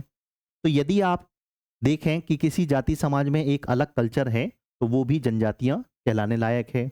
इसके अलावा इनमें आदिम जाति के लक्षण पाए जाते हैं, मतलब कैरेक्टरिस्टिक्स ऑफ प्रिमिटिव ट्राइब। मतलब हम आप सभी जानते हैं कि हम सब क्या हैं, आदि मानव का ही विकसित रूप है, बंदर का विकसित रूप है, लेकिन बंदर विकसित विकसित होते होते आदि मानव बना, आदि मानव का विकसित रूप होमोसेपियंस हम लोग सभी हैं। तो हमारा जो समाज है उसमें आप देखोगे लगातार समय के साथ परिवर्तन आया। आज हम 21वीं शताब्दी में 21st सेंचुरी में जी रहे हैं। लेकिन यदि आप जनजातियों के केस में देखोगे तो जनजातियां जो हैं ये आज भी पिछड़ी हुई अवस्था में जीवन यापन कर रहे हैं। समय के साथ हमारा समाज आगे बढ़ा है, लेकिन जनजातीय वर्ग के लोगों को आप देखोगे तो आज भी ये पिछड़ी हुई अवस्था में जीवन यापन कर रहे हैं। सामाजिक, आर्थिक, शैक्षणिक रूप से इनमें पिछड़ापन देखने को आज भी मिल रहा है। इनकी खुद की रीति रिवाज, परंपराएं पुरातनपंथी या पुराने ट्रेडिशंस को फॉलो कर रहे हैं। आज भी 21वीं शताब्दी में जिस तरीके से हमारा समाज आगे बढ़ा है, इनमें कहीं ना कहीं वो चीज देखने को नहीं मिलती। आज भी पिछड़ी हुई अवस्था में या बैकवर्डलेस इनमें देखने को मिलती है। तो जनजातियों में क्या देखने को मिलना चाहिए? आदिम जाति के लक्षण देखने को मिलना चाहिए, मतलब पुरातन रीति रिवाज, परंपराएं, भाषा, बोलियां, नग्न अथवा अर्धनग्न रहना, रिमोट एरियाज में रहना, ये सब चीजें आज भी इनमें देखने को मिलेंगी। इसके अलावा पिछड़ापन तो मैंने आपको बता ही दिया, काफी पिछड़ी अवस्था में जीवन यापन करते हैं, है ना। और लास्ट है शर्मीलापन या संकोची स्वभाव, शाइनेस या रिजर्व नेचर। यदि जनजातीय वर्ग के लोगों को देखोगे तो ये लोग आपस में तो घुल मिल के रहते हैं, ठीक है, लेकिन यदि जब भी वो हमारे शहरी समाज से संपर्क करते हैं या हम उनसे संपर्क करते हैं तो उनमें आज भी शर्मीलापन या संकोची स्वभाव देखने को मिलता है। वे बहुत ज्यादा हमसे घुल मिल नहीं पाते या सरकार के साथ उतना अच्छा संवाद उनका नहीं हो पाता, क्योंकि वे जो हैं वो आज भी शर्मीलापन या संकोची स्वभाव रखते हैं। तो याद रखिएगा 1960 में चंदा समिति बनाई गई थी और चंदा समिति ने क्या किया था कि किसी भी जाति या समुदाय को यदि जनजाति में शामिल करना है तो उसके 5 मानदंड बताए थे। वो 5 मानदंड मैंने आपको बताए, याद रखिएगा। भौगोलिक अलगाव, ज्योग्राफिकल आइसोलेशन, विशेष संस्कृति, डिस्टिंक्ट कल्चर, आदिम जाति के लक्षण मतलब कैरेक्टरिस्टिक्स ऑफ प्रिमिटिव ट्राइब, पिछड़ापन मतलब बैकवर्डनेस, और शर्मीलापन या संकोची स्वभाव मतलब रिजर्व नेचर के होते हैं, शाइनेस इनमें देखने को मिलना चाहिए। तो यदि ये 5 लक्षण हैं तो समझ जाना वो अनुसूचित जनजाति है। ऐसा किसने कहा है? चंदा समिति ने कहा है। मोस्ट इंपॉर्टेंट है, एग्जाम में आने लायक प्रश्न है और एक बार एग्जाम में आया हुआ भी है। ठीक है, चलो फिर मेरे प्यारे बच्चों अगली बात हम यहां पर पढ़ने वाले हैं जनजातियों के संबंध में। एक मिनट, ये अब हम पढ़ेंगे कि हमारे मध्य प्रदेश में कितनी जनजातियां निवास करती हैं। देखो, सबसे पहले मैंने आपको जनजातियों की परिभाषा बताई थी, फिर इंडियन कॉन्स्टिट्यूशन में कहां कहां पे जनजातियों के बारे में बताया गया है वो बताया, फिर हम लोगों ने क्या देखा, चंदा समिति ने जनजातियों के बारे में क्या कहा है। अब हम अगली बात देखने जा रहे हैं कि मध्य प्रदेश में कौन कौन सी जनजातियां निवास करती हैं। तो मेरे प्यारे बच्चों ध्यान रखना, मध्य प्रदेश में कुल मिलाकर के 46 अनुसूचित जनजातियां निवास करती थी। ठीक है, यहां पे मैंने थी प्रयोग किया है कि पहले हमारे मध्य प्रदेश में क्या था, 46 अनुसूचित जनजातियां अधिसूचित थी या नोटिफाइड थी। लेकिन क्या हुआ है कि 2003 में, कब, 2003 में मध्य प्रदेश में 3 जातियों को जनजातियों की लिस्ट से बाहर किया गया। तो 46 में से जब 3 को बाहर किया गया तो वर्तमान में कितनी बची हैं? तो वर्तमान में एमपी में 43 शेड्यूल्ड ट्राइब हैं। ये वाली बात ध्यान रखना है। मैं फिर से रिपीट करूंगा, यदि आपसे कोई पूछे कि मध्य प्रदेश में कितनी अनुसूचित जनजातियां हैं तो पहले कितनी हुआ करती थी? 46 हुआ करती थी। लेकिन 2003 में क्या किया गया? 2003 में हुआ यह है कि 3 जनजातियों को इस 46 की लिस्ट में से बाहर किया गया। तो 46 में से 3 गए तो कितने बचा? 43 बचा, 43 बचा। तो वर्तमान में मध्य प्रदेश में कितनी अनुसूचित जनजातियां हैं? 43 अनुसूचित जनजातियां हैं। ये वाली बात ध्यान रखना है। ठीक है, 2003 में किस किस को बाहर किया गया था? तो याद रखिएगा 3 जनजातियां याद रखना, कीर, मीना और पारधी। कीर, मीना और पारधी ये 3 जनजातियां हैं जिन्हें 2003 में क्या किया गया था? इस 46 की लिस्ट में से हटाया गया था। तो 46 में से 3 हटा दो तो बचे कितने? 43। तो वर्तमान में मध्य प्रदेश में कितनी जनजातियां निवास करती हैं? 43 जनजातियां, 43 शेड्यूल्ड ट्राइब निवास करती हैं। ये वाली बात ध्यान रखना। ठीक है, अब ये 43 हैं कौन कौन सी, ये लिस्ट आपको याद करना है। ये लिस्ट बिल्कुल कंठस्थ होना चाहिए, यहां से आपका शानदार प्रश्न बनेगा।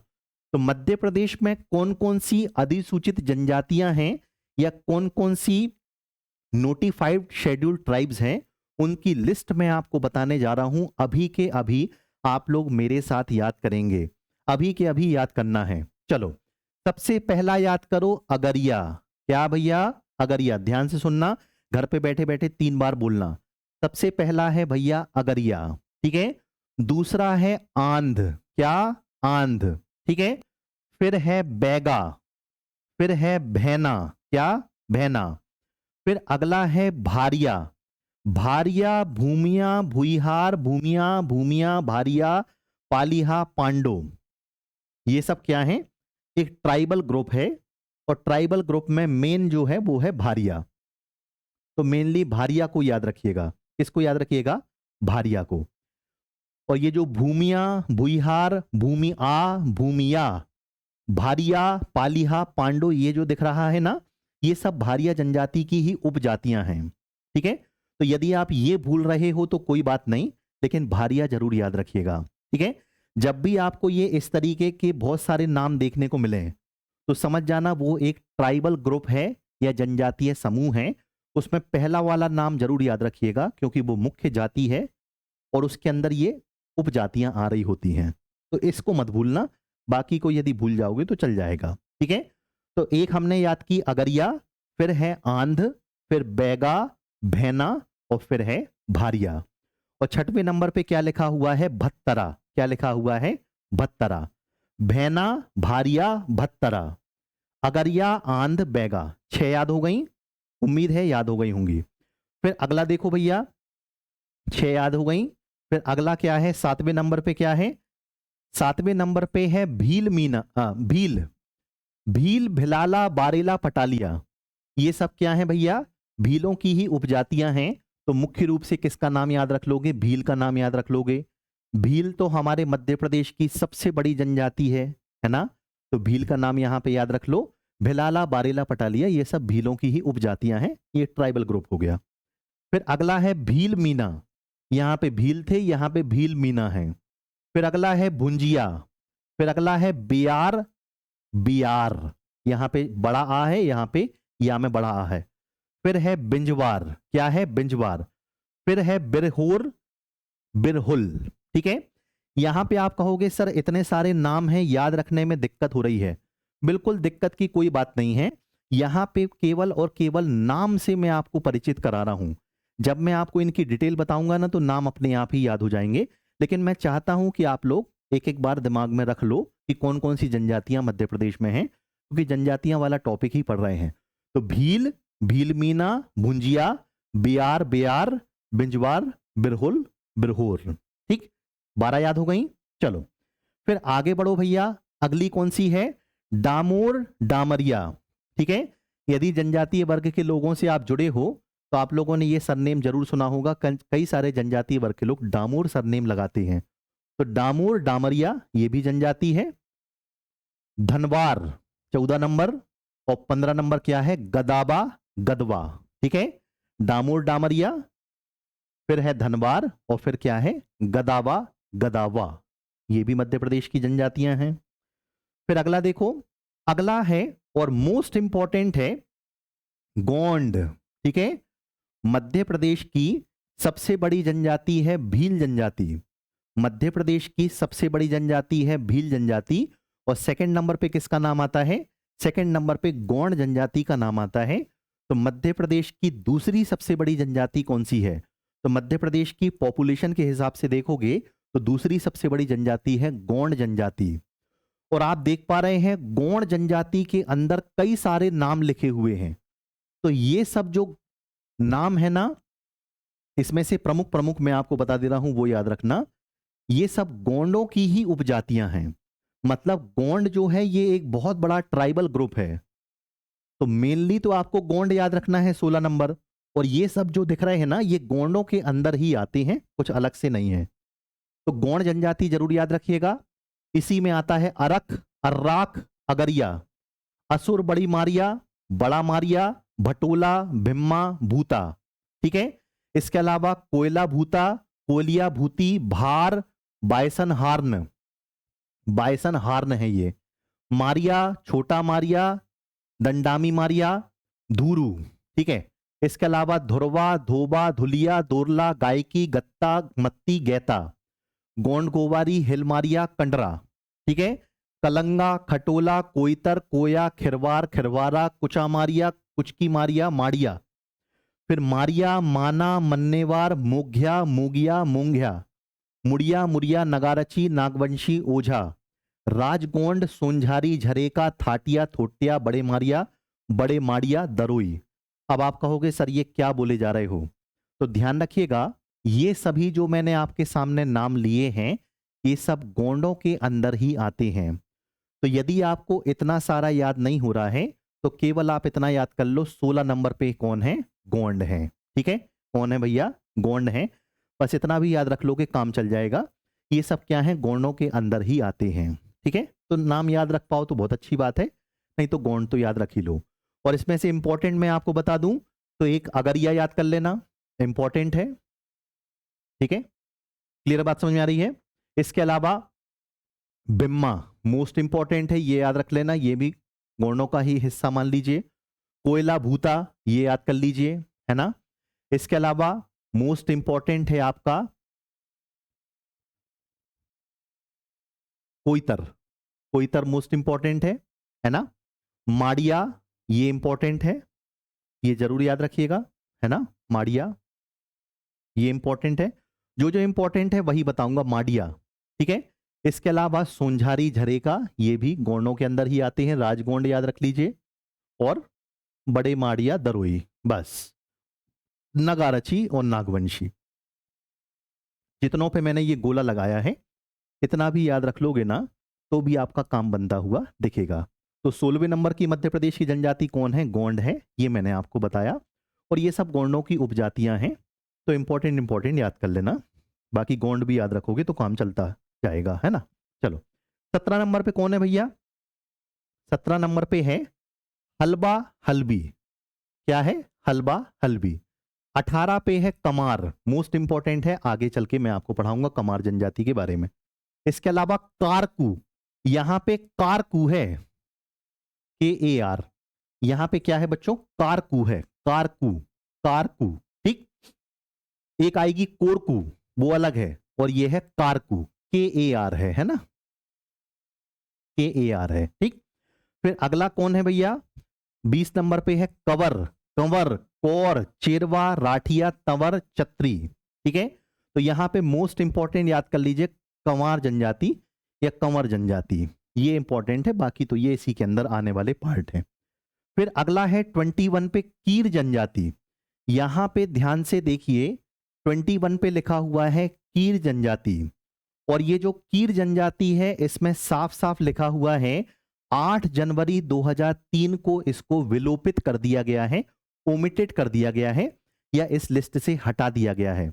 मैंने आपको बताया था ना कि मध्य प्रदेश में 46 जनजातियां हुआ करती थी, लेकिन 3 जनजातियों को लिस्ट से बाहर किया गया है। कौन कौन से? कीर, मीना, पारधी। तो 21 नंबर पे है कीर, ये वाली जनजाति लिस्ट से बाहर की गई है, इसलिए यहां पे मैंने इसको रेड कलर से शो किया है ताकि आपको याद रहे कि इसको अब लिस्ट में से हटा दिया गया है। अब ये लिस्ट में नहीं है, ये विलोपित हो गई है, ठीक है। और कीर जनजाति कहां पे निवास करने वाली? तो भोपाल, सीहोर, रायसेन साइड आप जाओगे, आज भी आपको कीर जाति देखने को मिलती है। तो पहले ये कीर जाति जनजातियों में आया करती थी, लेकिन भोपाल, सीहोर, रायसेन वाली जो कीर जाति है अब ये मध्य प्रदेश में जनजातियों की लिस्ट से बाहर हो गई है। और लिस्ट से बाहर कब किया गया है? 8 जनवरी 2003 को बाहर किया गया है, ध्यान रखना, ठीक। चलो फिर 22 नंबर पे आ जाओ। 22 नंबर पे किसका नाम आ रहा है? 22 नंबर पे नाम आ रहा है खैरवार कोंदर। खैरवार को ही कोंदर के नाम से भी जाना जाता है, तो खैरवार जनजाति याद कर लीजिए। अगला है खरिया। क्या है भैया? खरिया। क्या? खरिया। 3 से 4 बार आपको घर पे बैठे बैठे बोलना है, तब जाके चीजें याद होंगी। तो अगला क्या है? खरिया। फिर अगला है कांध, खांड, कंध। कांध बस याद कर लोगे तो भी काम चल जाएगा। फिर 25 नंबर पे है भैया कोल, मोस्ट इंपॉर्टेंट है, ध्यान रखना। क्या? कोल, ठीक है, 25 नंबर हो गया। फिर अगला है 26 नंबर, याद करते जाना है, कोलम। 25 पे है कोल और 26 पे है कोलम जनजाति। फिर 27 पे है देखो कोरकू, बोपची, मुआसी, निहाल, नाहुल, बोधी, बोंदिया। कोरकू याद कर लोगे तो भी काम चल जाएगा, बाकी सब इसके अंदर ही आते हैं, ठीक है। तो पीछे हमने पढ़ा था कारकू जनजाति, वो अलग है, और ये कौन सी है? कोरकू जनजाति, ध्यान रखना। फिर अगला है कोरवा और कोड़ाकू, एक ही मानना है इनको। फिर अगला है माझी। क्या? माझी, मजवार, मवासी। देखो तीनों साथ में लगे हुए हैं, माझी, मजवार, नवासी, 29, 30, 31, ठीक। चलो फिर अगला देखो भाई, अगला है 32 नंबर, मोस्ट इंपॉर्टेंट है। 32 नंबर मोस्ट इंपॉर्टेंट है मीना। मैंने आपको बताया था ना 46 शेड्यूल ट्राइब हुआ करती थी, 3 को हटाया गया है एमपी में, कीर, मीना और पारधी। तो कीर की चर्चा पीछे कर ली, अब हम बात कर रहे हैं मीना। तो याद रखिएगा जो ये मीना जनजाति है ये मध्य प्रदेश में पहले जनजातियों में आया करती थी, लेकिन अब इसको लिस्ट से बाहर कर दिया गया है। और ये मीना जनजाति कहां देखने को मिलती थी? तो विदिशा जिले के सिरोंज सब डिवीजन में। विदिशा जिले में आप जाना तो सिरोंज नाम की जगह है, वहां पे आपको मीना जाति देखने को मिलती थी। अब इसको जनजातियों की लिस्ट से हटा दिया गया है। और कब हटाया गया है? 8 जनवरी 2003 को हटाया गया है। कीर को भी 8 जनवरी 2003 को हटाया था, इसको भी 8 जनवरी 2003 को हटाया है। तो ये भी ओमिटेड है, यहां पे अब 32 नंबर पे खाली है, ठीक है, इसको हटा दिया गया है। 33 नंबर पे कौन है भैया? मुंडा जनजाति, मोस्ट इंपॉर्टेंट है। 34 नंबर पे है नगेसिया या नगासिया। 35 नंबर पे है उरांव, धनका, धनगढ़। ओरांव याद कर लोगे तो भी काम चल जाएगा। 36 नंबर पे है पनिका। पनिका मोस्ट इंपॉर्टेंट है। 36 नंबर पे कौन है? पनिका। छतरपुर, दतिया, पन्ना, रीवा, सतना, शहडोल, सीधी, टीकमगढ़, इस साइड के क्षेत्रों में आपको जो पनिका जनजाति देखने को मिलती है, आगे चल के विस्तार से पढ़ाऊंगा, अभी केवल नाम बता रहा हूं। मैं फिर दोहरा रहा हूं, बिल्कुल परेशान नहीं होना, नाम नाम बस देख लो, दिमाग में सेट कर लो कि ये जनजातियां हैं, बाकी सबका डिटेल विस्तार से पढ़ाऊंगा। तो पनिका जनजाति 36 नंबर पे है एमपी में जनजातियों की लिस्ट में। ठीक, फिर अगला देखो भैया 37। 37 पे कौन है? 37 पे है पाव। ठीक है, बड़ा पाव गर्ल है ना, चंद्रिका दीक्षित, वही वाला पाव याद कर लेना। वाव, पाव, पाव जनजाति है मध्य प्रदेश में, है ना। फिर 38 है प्रधान पठारी सरोती। क्या? प्रधान पठारी सरोती, प्रधान याद कर लोगे काम चल जाएगा। अगला 39 मोस्ट इंपॉर्टेंट, 39 पे है पारधी, और इसको भी देखो मैंने रेड कलर से शो किया हुआ है। मैं फिर दोहरा रहा हूं, मैंने आपको कहा था कि मध्य प्रदेश में 46 जनजातियां हुआ करती थी, लेकिन 46 में से 3 जनजातियों को लिस्ट से बाहर किया गया, कीर, मीना, पारधी। तो कीर और मीना की चर्चा तो हमने पीछे कर ली, अब हम किसकी चर्चा करने जा रहे हैं? पारधी। तो 39 नंबर पे पारधी हुआ करती थी, लेकिन क्या किया गया है? 8 जनवरी 2003 को, ये डेट याद रख लेना, 8 जनवरी 2003 को पारधी जनजाति को भी इस लिस्ट से बाहर कर दिया गया है। ये पारधी जनजाति आपको कहां देखने को मिलती थी? भोपाल, सीहोर, रायसेन जिले में देखने को मिलती थी। ये पारधी जनजाति अब इस लिस्ट में बाहर हो गई है, 8 जनवरी 2003 को इसको बाहर किया गया है। ठीक है, ध्यान रखना, 39 नंबर पे हुआ करती थी, अब ये 39 नंबर खाली है। ठीक, चलो फिर अगला देखो, 39 हो गई। 40 नंबर पे फिर से पारधी देखने को मिल रही है। 40 नंबर पे आपको फिर से पारधी देखने को मिल रही है। अब यहां पे एक बात ध्यान रखना है, यहां पे एक बात ध्यान रखना है, पारधी में भी क्या है? ये वाली जो पारधी है, ये भोपाल, सीहोर, रायसेन में रहने वाली पारधी है। तो भोपाल, रायसेन, सीहोर में रहने वाली जो पारधी जाति है, उसको जनजातियों की लिस्ट से बाहर किया गया है। आई रिपीट, भोपाल, सीहोर, रायसेन में जो पारधी जाति रहती है ना, उसको लिस्ट से बाहर किया गया है जनजाति की। लेकिन पारधी कौन से वाले? पारधी कौन से वाले? पारधी कौन से वाले? तो 40 नंबर पे एक और पारधी आएंगे, 40 नंबर पे एक और पारधी आएंगे, और ये वाले जो पारधी है ना, ये भोपाल, रायसेन, सीहोर से अलग हैं। भोपाल, सीहोर, रायसेन में रहने वाले जो पारधी हैं, उनको लिस्ट में से हटाया गया है। लेकिन ये जो 40 नंबर वाले पारधी हैं, ये अलग हैं। ये कौन से पारधी हैं? बहेलिया, बहेलिया, चिता पारधी, लंगोटी पारधी, फांस पारधी, शिकारी, टाकनकार, टाकरिया।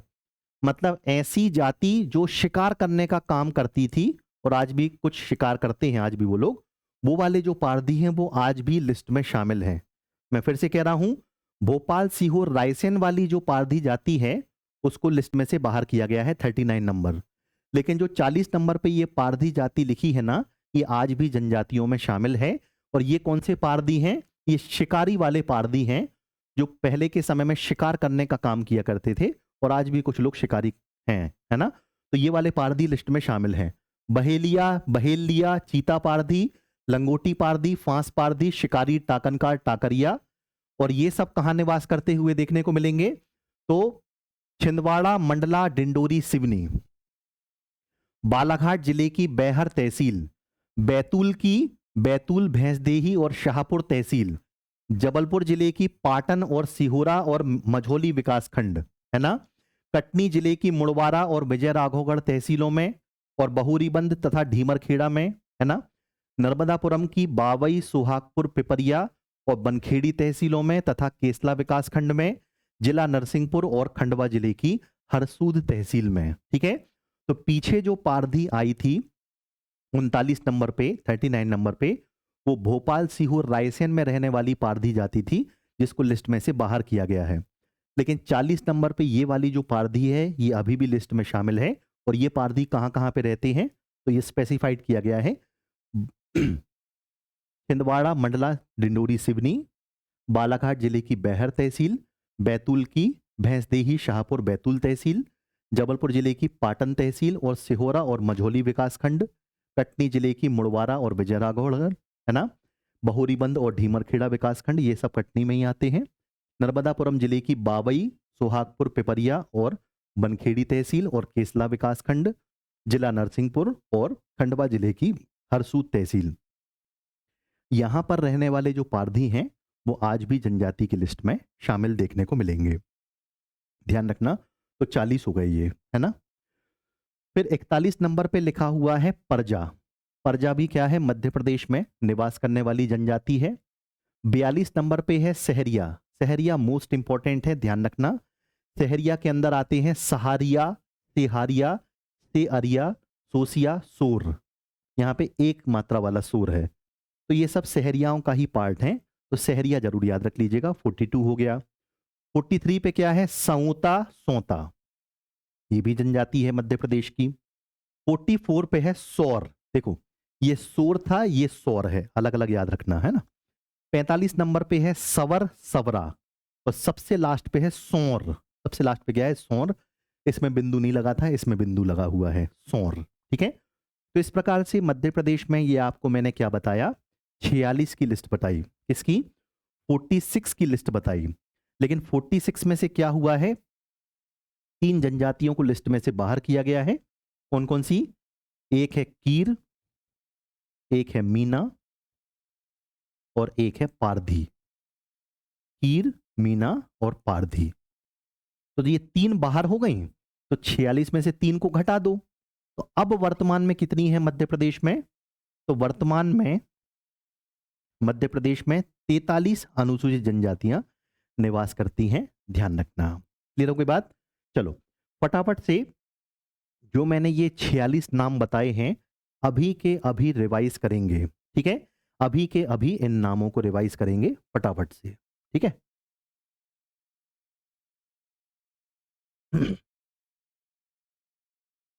अभी के अभी इन नामों को रिवाइज करेंगे, है ना। चलो तो फटाफट से रिवाइज करो भैया, मैंने आपको 46 नाम बता दिए हैं। एक बार फटाफट से इन नामों से रूबरू हो लेते हैं। अगरिया, आंध, बैगा, भैना, भारिया, भत्तरा। रिपीट, घर पे बैठे बैठे तेज आवाज में बोलना है। अगरिया, आंध, बैगा, भैना, भारिया, भत्तरा। ठीक। फिर भील, भीलमीना, भुंजिया, बियार या बियार, बिंजवार, बिरहुल, बिरहोर। ठीक, 12 हो गए। डामूर, डामरिया, धनवार, गदाबा, गदावा। फिर गोंड याद रख लोगे, काम चल जाएगा, 16 नंबर है। फिर हलबा, हलबी, कमार, कारकू, ये कारकू है, ध्यान रखना। फिर है कंवर, कंवर। फिर है कीर, और कीर को क्या किया गया है, लिस्ट में से हटाया गया है, भोपाल, सीहोर, रायसेन वाली। लेकिन अगला है खैरवार, कोंदर। फिर खरिया। फिर है कांद, खांड, कंध। फिर है 25 नंबर कोल। फिर है 26 पे कोलम, 27 पे कोरकू, 28 पे कोरवा, कोडाकू, 29 पे माझी, फिर मझवार और फिर मवासी। ठीक। फिर क्या है मीना, और मैंने बताया विदिशा जिले के सिरोंज सब डिवीजन में जो मीना जनजाति रहती थी उसको भी एमपी की लिस्ट में से बाहर किया गया है, एसटी की लिस्ट में से बाहर किया गया है। फिर 33 पे है मुंडा। फिर है नगेसिया, नगासिया। फिर है ओरांव। फिर क्या है पनिका। ठीक। फिर है पाव, बड़ा पाव, ऐसा याद कर लेना। प्रधान, पठारी, सरोती। फिर है पारधी, और पारधी कौन सी, भोपाल, रायसेन, सीहोर में रहने वाली जो पारधी जाति है उसको लिस्ट में से बाहर किया गया है। लेकिन जो पारधी, बहेलिया, चीता पारधी, लंगोटी पारधी, फांस पारधी, शिकारी पारधी, टाकनकार पारधी हैं, इनको आज भी लिस्ट में शामिल किया गया है 40 नंबर पे। और ये कहाँ निवास करते हैं, छिंदवाड़ा, मंडला, डिंडोरी, सिवनी, बालाघाट, बैतूल, जबलपुर, कटनी, आपका नर्मदापुरम, नरसिंहपुर और खंडवा जिले में निवास करने वाले पारधी आज भी एसटी में आते हैं, एमपी में, ध्यान रखना। फिर 41 नंबर पे है परजा। फिर है सहरिया, सऊता, सोता, सौर, सवर, सवरा और सौर, इसमें बिंदु लगा है।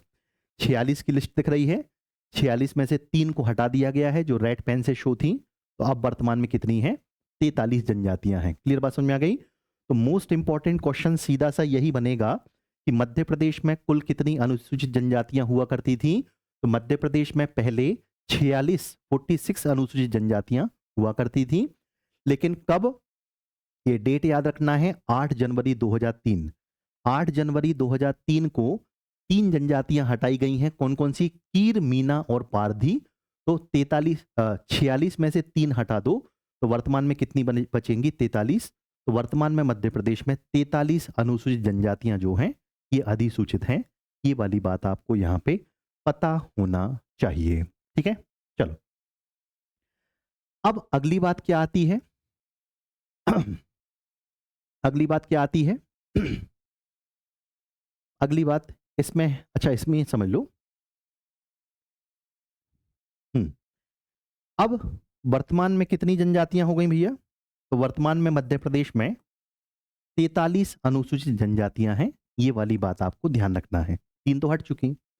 अब ये जो 43 हैं इसमें से भी आपको 3 याद करना है। एक का नाम है बैगा और एक है सहरिया, एक है सहरिया और एक है भारिया। बैगा, सहरिया और भारिया जो है ना, ये क्या हो भैया? विशेष पिछड़ी जनजाति की लिस्ट में शामिल हैं। ठीक है, ये प्रश्न सीधा सीधा बनता है, ये प्रश्न सीधा सीधा बनता है मेरे प्यारे बच्चों कि हमारे मध्य प्रदेश में कौन कौन सी जनजातियां ऐसी हैं जो पीवीटीजीज में शामिल हैं। इंग्लिश में कहें तो particularly vulnerable tribal groups, PVTGs. ठीक है, तो याद रखिएगा 46 अनुसूचित जनजातियां हुआ करती थी। कीर, मीना, पारधी को बाहर किया गया तो 43 अनुसूचित जनजातियां वर्तमान में हैं। और ये जो 43 हैं इनमें से 43 जो हैं इनमें से 3 याद रखना, बैगा, सहरिया, भारिया। कौन? बैगा, सहरिया, भारिया जो हैं इनको भारत सरकार के द्वारा या इंडियन गवर्नमेंट के द्वारा विशेष पिछड़ी जनजाति घोषित किया गया है या पीवीटीजीज घोषित किया गया है। पीवीटीजीज का सीधा सा मतलब यह है कि जनजातियां तो वैसे ही पिछड़ी अवस्था में हैं, लेकिन पिछड़ों में भी पिछड़ी अवस्था में बहुत ज्यादा बैकवर्डनेस जिनमें है उनका एक अलग से ग्रुप बनाया जाता है जिसको पीवीटीजीज कहा जाता है। तो विशेष पिछड़ी जनजाति समूह में कौन कौन शामिल हैं? बैगा, सहरिया और भारिया शामिल हैं। ये वाली बात आपको यहां पर ध्यान रखना है। क्लियर बात समझ में आ गई? तो इस प्रकार से कुछ महत्वपूर्ण बातें हैं जो कि मैंने आपको यहां पे बताई और 46 जनजातियों में से 3 हटा दी गई। वो सब चीजें मैंने आपको यहां पे क्लियर कर दी हैं। ठीक है, चलो अब अगला पॉइंट जो यहां से पूछा जा सकता है वो पूछा जा सकता है लिस्ट में से। ठीक है, जनजातियों के ऊपर क्या हुआ है बच्चों? कुछ किताबें लिखी गई हैं। क्या है? जनजातियों के ऊपर कुछ किताबें लिखी गई हैं और इन किताबों के बारे में हमारा प्रश्न हर साल पूछा ही जाता है। तो अभी के अभी मैं आपको क्या करवा रहा हूं, जनजातियों के ऊपर जो किताबें लिखी गई हैं वो आपको यहां पर याद करवा रहा हूं। मेरे साथ याद करिएगा। ठीक है, जहां जहां से प्रश्न बनने की संभावना है सभी पहलुओं पे हम चर्चा कर रहे हैं। तो जनजातियों के ऊपर कौन कौन सी किताबें लिखी गई हैं, बुक्स लिखी गई हैं, ये याद करना है। हमारे जो एग्जाम्स हो रहे हैं उसमें सीधा सीधा प्रश्न यही बन रहा है, वो आपको क्या करते हैं, एक बुक का नाम दे देते हैं। जैसे कि races and cultures of India. Races and cultures of India ये बुक का नाम है। इसके राइटर कौन है? तो ये वाली जो बुक है ये ट्राइब्स से रिलेटेड ही है। और इस बुक के राइटर आपसे पूछे जाएंगे एग्जाम में तो सीधा सीधा क्या बता दोगे? डी.एन. मजूमदार। क्या बता दोगे? D N. Majumdar. Races and cultures of India, इस बुक के राइटर कौन है? डी.एन. मजूमदार। अगला है tribes and caste of Central Provinces. इसके राइटर कौन है भैया? रसेल एवं हीरालाल। ये भी हमारे एग्जाम में पूछी गई है कि tribes and caste of Central Provinces, इस बुक के राइटर कौन है? तो वो है रसेल एंड हीरालाल। इसके अलावा ये मोस्ट इंपॉर्टेंट है टीवी नायक। इस पे स्टार लगा लीजिएगा, ये मोस्ट इंपॉर्टेंट है कि टीवी नायक ने कौन कौन सी बुक्स लिखी हैं जनजातियों पे। तो उन्होंने एक बुक लिखी है the Bhils a study. Bhil जनजाति के ऊपर काफी फेमस बुक है ये, द भील्स अ स्टडी। इसके अलावा the Abujh Maria's, the Sahariya, 12 Bhai भिंजवार। ये 4 बुक याद रखिएगा, एग्जाम में सीधा प्रश्न बनेगा कि टीवी नायक ने कौन कौन सी किताबें लिखी हैं जनजातियों पे। तो इन्होंने 4 किताबें मोस्ट इंपॉर्टेंट हैं, the Bhils a study, the Abujh Marias, 12 Bhai भिंजवार, the Sahariya. ये सब बुक्स किसकी हैं? टीवी नायक की हैं। फिर अगला है भील जनजीवन व संस्कृति। ये वाली बुक भी भील जनजाति पे ही लिखी गई है और इसके राइटर कौन है? डॉक्टर अशोक पाटिल। कौन है? अशोक पाटिल। फिर है कोरकू जनजाति, मध्य प्रदेश में निवास करने वाली कोरकू जनजाति के ऊपर बुक लिखी गई है, कोरकू जनजाति, और इसके राइटर कौन है? डॉक्टर हरि प्रसाद जोगी। कौन है? हरि प्रसाद जोगी। फिर अगला है मध्य प्रदेश की जनजातियां समाज व्यवस्था। मध्य प्रदेश में निवास करने वाली जनजातियां कहाँ निवास करती हैं, सामाजिक व्यवस्था कैसी है, आर्थिक व्यवस्था कैसी है, उनमें शिक्षा की क्या स्थिति है आदि सभी का अध्ययन करने के बाद बुक लिखी गई है मध्य प्रदेश की जनजातियां समाज व व्यवस्था। इसके राइटर कौन है? डॉक्टर शिव कुमार तिवारी। इस पे भी स्टार लगा लीजिएगा, मोस्ट इंपॉर्टेंट है। ठीक है, इतनी क्लियर याद हो गया। फिर अगला है मोस्ट इंपॉर्टेंट है the Kol tribes of central India. ये वाली जो बुक है ना, ये कोल ट्राइब के ऊपर लिखी गई है और इस बुक के राइटर हैं ग्रिफिथ वॉल्टर जी। कौन है? ग्रिफिथ वॉल्टर जी ने ये वाली किताब लिखी है जिसका नाम क्या है? The Kol tribes of central India. फिर है मध्य प्रदेश के गोंड राज्य, इसके राइटर हैं डॉक्टर सुरेश मिश्र। ठीक है, द कमार। ठीक है, अभी मैंने आपको 46 की जो पूरी लिस्ट बताई थी उसमें कमार जनजाति आई थी, याद है? तो कमार जनजाति के ऊपर बुक लिखी गई है द कमार और इस बुक के राइटर हैं श्यामा चरण दुबे या श्याम चरण दुबे। ठीक, फिर है the Muria Gonds of Bastar, most important book है द मुड़िया गॉन्ड्स ऑफ बस्तर। इस बुक के राइटर हैं जॉर्ज ग्रियर्सन। क्या? George Grierson. इसके अलावा बैगांव की जो बैगांव पर एक बुक लिखी गई है ट्राइबल इकोनॉमी, ये वाली बुक के राइटर कौन है? दयाशंकर नाग। स्टार लगा के याद रखिएगा, मोस्ट इंपॉर्टेंट है। ठीक है, इसके अलावा ट्राइब्स ऑफ इंडिया, ये 1950 में बुक आई थी, ट्राइब्स ऑफ इंडिया। इसके राइटर हैं ठक्कर बापा, ये भी आपसे पूछा जाएगा, है ना। Census of India, census of India Baiga पर लिखी गई है और रॉबर्टसन क्या है? इसके राइटर हैं। ट्राइबल डेवलपमेंट इन मध्य प्रदेश, इसके राइटर हैं अजीत रायजादा। कौन? अजीत रायजादा। स्टार लगा के याद रखिएगा। द नेचर ऑफ कल्चर, इसके राइटर हैं A L Kroeber. The art of fire making, इसके राइटर हैं एम ए कुरूब। स्टार लगा लीजिएगा, क्या? M A Kurup. इसके अलावा भिम्मा, आपको याद करिए मैंने भिम्मा जनजाति शब्द प्रयोग किया था अभी 46 की लिस्ट में, तो भिम्मा जनजाति के ऊपर बुक है भिम्मा। इसके राइटर कौन है? शेख गुलाब। और फिर लास्ट में कौन सी है? Papers relating to the aboriginal tribes of Central Provinces, इसके राइटर है स्टीफन हिस्लॉप। कौन? Stephen Hislop. Papers relating to the aboriginal tribes of Central Provinces, इसके राइटर कौन है? Stephen Hislop. तो ये सभी जो नाम हैं और बुक्स हैं ये जरूर याद रखिएगा, एग्जाम के पॉइंट ऑफ व्यू से हमारा यहाँ पे प्रश्न बनने वाला है। फटाफट से एक बार रिपीट करेंगे और कुछ ट्रिक्स के माध्यम से भी मैं आपको यहाँ पे याद करवा दूंगा। ठीक, तो सबसे पहले हमने किसका नाम याद किया? सबसे पहले हमने नाम याद किया D N Majumdar. D N Majumdar की बुक का नाम क्या है? Races and cultures of India. ठीक है, इसको देखो बच्चा, ट्रिक लगा के याद रखना। रेसेस, रेसेस मतलब यहां पे दौड़ हो रही है और मान लो घोड़ों की दौड़ हो रही है, तो याद करो जब घोड़ों की दौड़ हो रही होती है या इंसानों की दौड़ हो रही होती है तो वहां पे आपको क्या आता है? मजा आता है। दौड़ देखने में क्या आता है? मजा आता है। आप ऑडियंस हो ना, तो दौड़ देखने में मजा आता है, मजा से बना दो मजूमदार। ठीक है, तो races and cultures of India के राइटर कौन है? तो वो हो गए डी एन मजूमदार। याद करने का तरीका, रेस होती है घोड़ों की या इंसानों की, हम देखते हैं हमें मजा आता है, डी एन मजूमदार। फिर है tribes and caste of Central Provinces. Central Provinces वाले क्षेत्र में कौन कौन सी ट्राइब्स रहती हैं उन सबका अध्ययन इस बुक में है। इस बुक के राइटर हैं रसेल एंड हीरालाल। इसको सीधा सीधा याद रखना है। मोस्ट इंपॉर्टेंट है टीवी नायक, इसको जरूर याद कर लीजिएगा, मैंने स्टार लगा के बताया है। The Bhils a study, the Abujhmarias, 12 Bhai भिंजवार और द सहरिया, ये चारों बुक्स आपसे पूछी जाती हैं। ठीक, इसके अलावा भील जनजाति के ऊपर एक और बुक है भील जनजीवन व संस्कृति, डॉक्टर अशोक डी पाटिल जी ने लिखी है। कोरकू जनजाति पे डॉक्टर हरि प्रसाद जोगी ने, और मध्य प्रदेश की जनजातियां समाज व्यवस्था, ये बुक है शिव कुमार तिवारी जी की। फिर हमने कौन सी बुक याद की थी? द कोल ट्राइब वाली। द कोल ट्राइब वाली बुक के राइटर कौन है?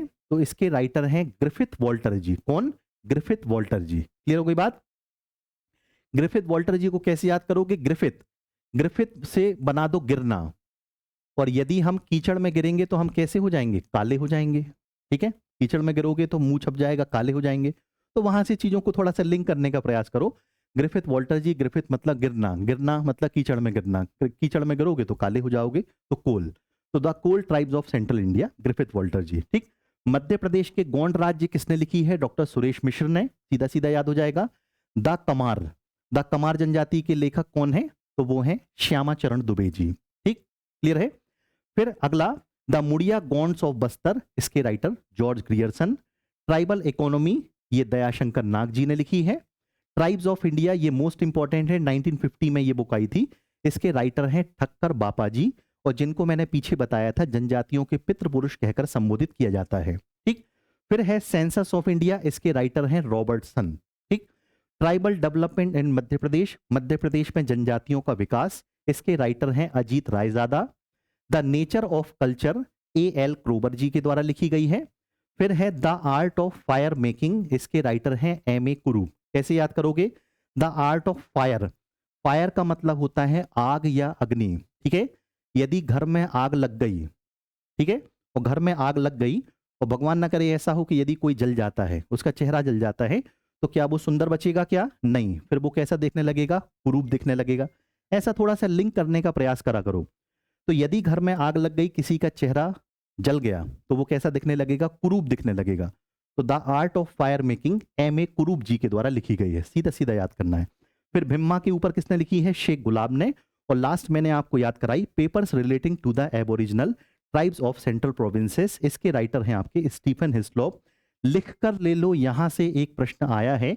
यदि आप पुराने पेपर्स उठा के देखेंगे तो ट्राइब्स के ऊपर जितनी भी किताबें लिखी गई हैं उसमें से वो सामने वाला एक प्रश्न उठाता ही है, गारंटी के साथ। इसको जरूर याद रखिएगा। ठीक है बच्चों, चलो अब हम राइटर्स की बात कर रहे हैं, और एक राइटर का नाम ना लें तो वो तो गलत हो जाएगा, और उस राइटर का नाम है बैरियर एल्विन।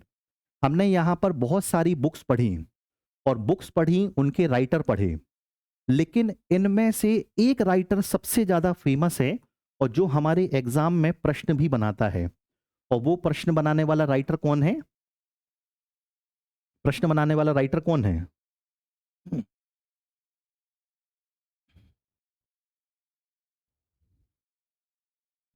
चलो, प्रश्न बनाने वाला राइटर कौन है? तो वो है बैरियर एल्विन। सारी किताबें याद रखना, राइटर याद रखना। और अब मैं बताने जा रहा हूं बैरियर एल्विन के बारे में। अब इनको पढ़ना है फटाफट, है ना।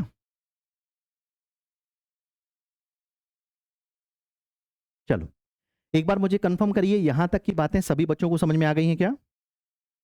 यहां तक की बातें सभी बच्चों को समझ में आ गई हैं क्या? किसी को यहां तक कोई डाउट है तो फटाफट से एक बार मुझसे पूछ सकते हैं।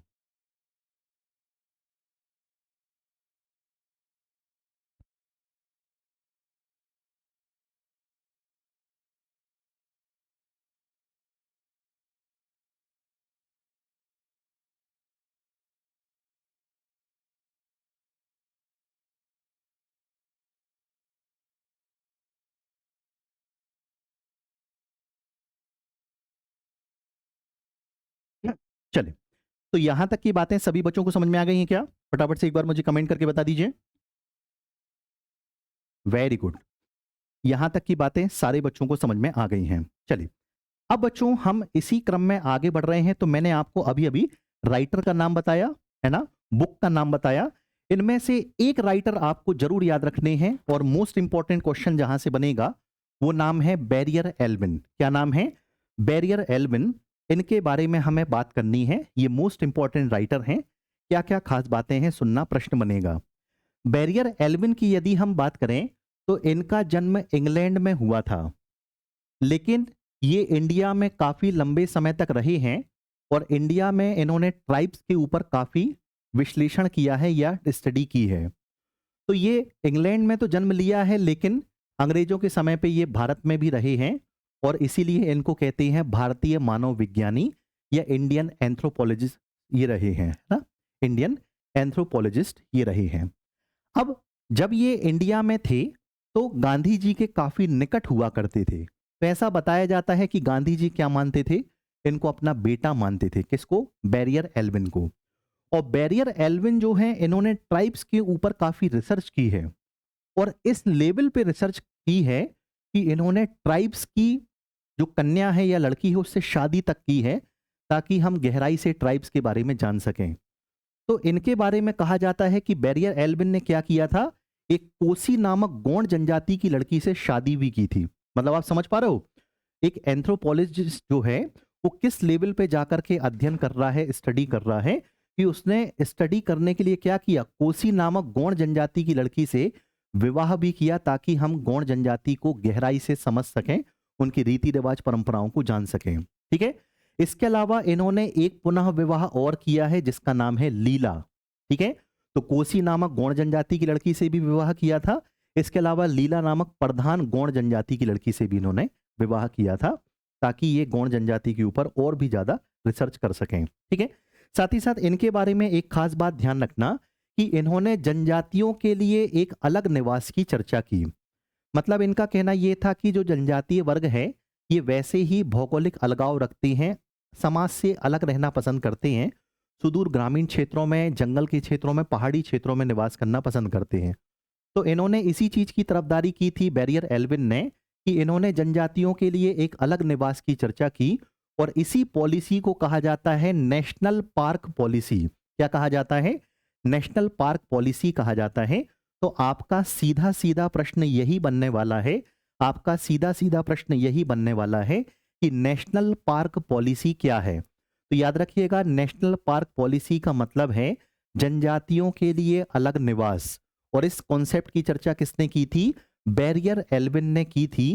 तो ये आपका सीधा सा प्रश्न बनेगा कि बैरियर एल्विन ने कौन सा कॉन्सेप्ट दिया था, तो वो दिया था आपका नेशनल पार्क पॉलिसी का कॉन्सेप्ट दिया था।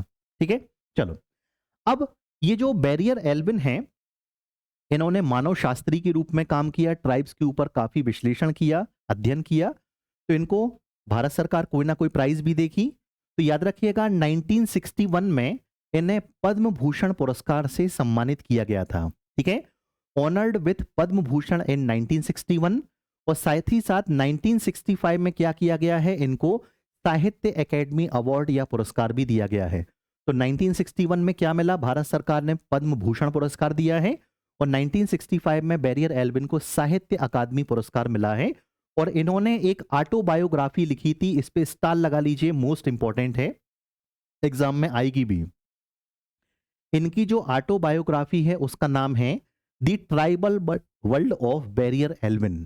ठीक है, ये 1964 में इनकी ऑटोबायोग्राफी या आत्मकथा आई थी, the tribal world of Verrier Alvin.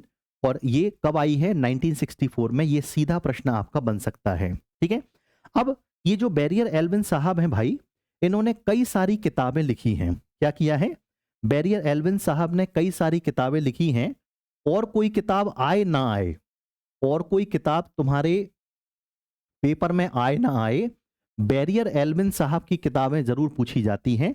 तो बाकी किताबें याद कर लेना, अच्छी बात है, लेकिन इनको जरूर कर लेना। क्लियर बात समझ में आ गई। तो बैरियर एल्विन ने कौन कौन सी किताबें लिखी हैं, जंगल के गीत, गोंडों की लोक कविता। ठीक है, इनकी किताबें जो हैं उनमें ज्यादातर गोंड जनजाति देखने को मिलेगी, है ना। तो जंगल के गीत, गोंडों की लोक कविता, जंगल से पत्तियां, गोंड गांव में जीवन। ठीक है, द अगरिया, ये बुक के राइटर कौन है, तो आपके बैरियर एल्विन है, ध्यान रखना। मुड़िया और उनका घोटुल, मुड़िया जनजाति है और उनमें घोटुल की व्यवस्था होती है, आगे चल के पढ़ाऊंगा। ये 1947 में इनकी बुक आई थी। ये भी किसकी राइटर है, बैरियर एल्विन राइटर है। The Muria and their ghotul, English में भी याद रख लेना, इंग्लिश में भी पूछ ली जाती है ये बुक। फिर है भारतीय जनजाति का धर्म, ये सब बुक्स किसकी हैं, बैरियर एल्विन की। रिपीट करो, जंगल के गीत, गोंडों की लोक कविता, जंगल से पत्तियां, गोंड गांव में जीवन, the Agaria, the Muria and their ghotul, भारतीय जनजाति का धर्म, ये सब के राइटर कौन है, बैरियर एल्विन है। इसके अलावा मोस्ट इंपॉर्टेंट बुक है द बैगा, ये 1939 में आई थी और एग्जाम में आ चुकी है ये बुक, कि द बैगा बुक के राइटर कौन है। तो द बैगा बुक के राइटर हैं बैरियर एल्विन। कौन है, Verrier Elwin the Baiga book के राइटर हैं। इसके अलावा द गौर, क्या, द गौर। ठीक है, द गौर, यहां पे थोड़ा सा टाइपिंग मिस्टेक हो गई है, ये हटा दीजिएगा, है ना। द गौर, ये इंग्लिश में थोड़ा सा गलत हो गया है, वो हटा दीजिएगा। द गौर, ठीक है, द गौर याद रखिएगा। इसके अलावा एक गोंड गांव में जीवन, महाकौशल अंचल की लोक कथाएं, जनजातीय मिथक उड़िया आदिवासियों की कहानियां, हत्या और आत्महत्या के बीच मारिया। ये सभी जो किताबें हैं वो किसकी किताबें हैं मेरे प्यारे बच्चों? आपके बैरियर एल्विन साहब की किताबें हैं। सारी की सारी इंपॉर्टेंट हैं, एक भी आपको नहीं छोड़ना है। ये सब किताबें किसकी हैं? बैरियर एल्विन साहब की किताबें हैं, एक भी आपको यहां पर नहीं छोड़ना है। ठीक है, क्लियर बात समझ आ गई? द बेगा, द गौर, एक गोंड गांव में जीवन, महाकौशल अंचल की लोक कथाएं, जनजातीय मिथक उड़िया आदिवासियों की कहानियां, हत्या और आत्महत्या के बीच मारिया। ठीक है, ये सारी की सारी बैरियर एल्विन की बुक्स हैं जिनको आपको याद रखना है। क्लियर? क्लियर बात समझ में आ गई? तो फटाफट से रिपीट करो, बैरियर एल्विन साहब के बारे में मैंने आपको क्या क्या बताया। तो मैंने आपको 3 से 4 बातें बताई हैं। पहली बात तो ये है, बैरियर एल्विन का जन्म कहाँ पे हुआ था? इंग्लैंड में हुआ था। प्रसिद्ध भारतीय मानव विज्ञानी रहे हैं, एंथ्रोपोलॉजिस्ट रहे हैं। कोसी नाम की गौड़ जनजाति की लड़की से पहले इन्होंने शादी की थी, फिर लीला नाम की प्रधान गौड़ जनजाति की लड़की से भी शादी की थी। इन्होंने नेशनल पार्क पॉलिसी का कॉन्सेप्ट दिया था, ये भी ध्यान रखना है। इसके अलावा 1961 में पद्म भूषण मिला था और 1965 में क्या मिला था? साहित्य अकादमी पुरस्कार मिला था। इनकी एक ऑटोबायोग्राफी है जो कि मोस्ट इंपॉर्टेंट है। क्या नाम है? The tribal world of Verrier Elwin. क्या नाम है? The tribal world of Verrier Elwin. 1964 में इनकी आत्मकथा आई थी, काफी महत्वपूर्ण है। इसके अलावा जंगल के गीत, गोंडों की लोक कविता, जंगल से पत्तियां, गोंड गांव में जीवन, द अगरिया, मुड़िया और उनका ghotul, the Muria and their ghotul, भारतीय जनजाति का धर्म, ये सब इनकी कवि बुक्स के नाम है। इसके अलावा द बेगा, ये मोस्ट इंपॉर्टेंट है। द गौर, यहाँ पे थोड़ा सा टाइपिंग मिस्टेक हो गई है, ये हटा देना, है ना। इसके अलावा एक गोंड गांव में जीवन, ये याद रख लीजिएगा। महाकौशल अंचल की लोक कथाएं, ये याद रख लीजिएगा। जनजातीय मिथक उड़िया आदिवासियों की कहानियां, ये याद रखना है। और हत्या और आत्महत्या के बीच मारिया, ये भी याद रखना है। क्लियर बात समझ आ गई? तो ये सभी क्या है भैया? बैरियर एल्विन साहब की बुक्स हैं। ये सब हमको यहाँ पे अच्छे से ध्यान रखना है। ठीक है, फटाफट से देखिएगा इसको।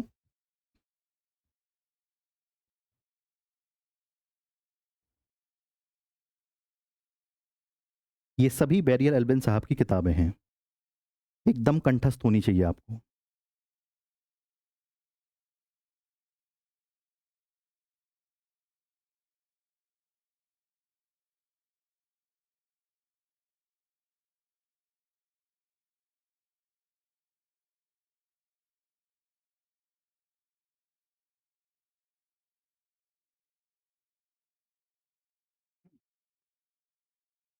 ठीक है, अब आप इसमें कहोगे सर इंपॉर्टेंट बता दो, तो इंपॉर्टेंट भी मैं बता सकता हूं, कोई दिक्कत नहीं है।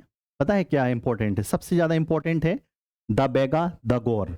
ये दो बिल को घोंट के पी जाना, बाकी की याद नहीं हो रही हो तो छोड़ भी सकते हो, ये नहीं छोड़ना। ठीक, फिर इसमें द अगरिया याद कर लेना, मुड़िया एंड देयर घोटुल याद कर लेना, ये दो मोस्ट इंपॉर्टेंट हैं। बाकी याद नहीं हो रही होंगी, चल जाएगा, लेकिन ये नहीं भूलना। और फिर ये ऑटोबायोग्राफी का नाम, the tribal world of Verrier Elwin, ये बातें आपको यहाँ पे ध्यान रखना है। ठीक, चलो, तो उम्मीद है यहाँ तक की जो बातें हैं ये सारी आपको समझ में आ गई हैं। फटाफट से मुझे एक बार कमेंट करके बता दीजिए कि यहाँ तक की बातें आपको समझ में आ गई हैं क्या? एक बार फटाफट से सभी बच्चे मुझे बता देंगे, यहाँ तक की बातें समझ में आ गई हैं क्या?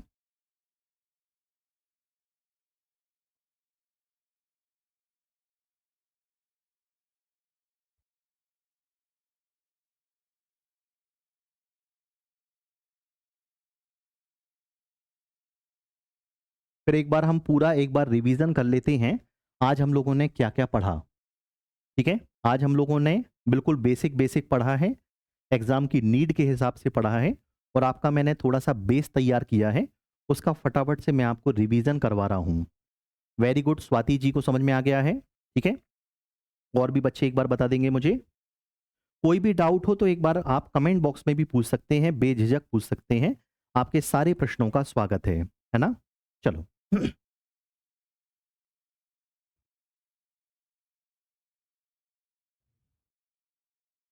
चलो, तो आज की क्लास में हम लोगों ने क्या क्या पढ़ा है, फटाफट से 10 मिनट के अंदर रिवाइज करना है और अभी के अभी याद करके जाना है। घर पे बस 2 बार रिवीजन करना है, फटाफट से याद हो जाएगा।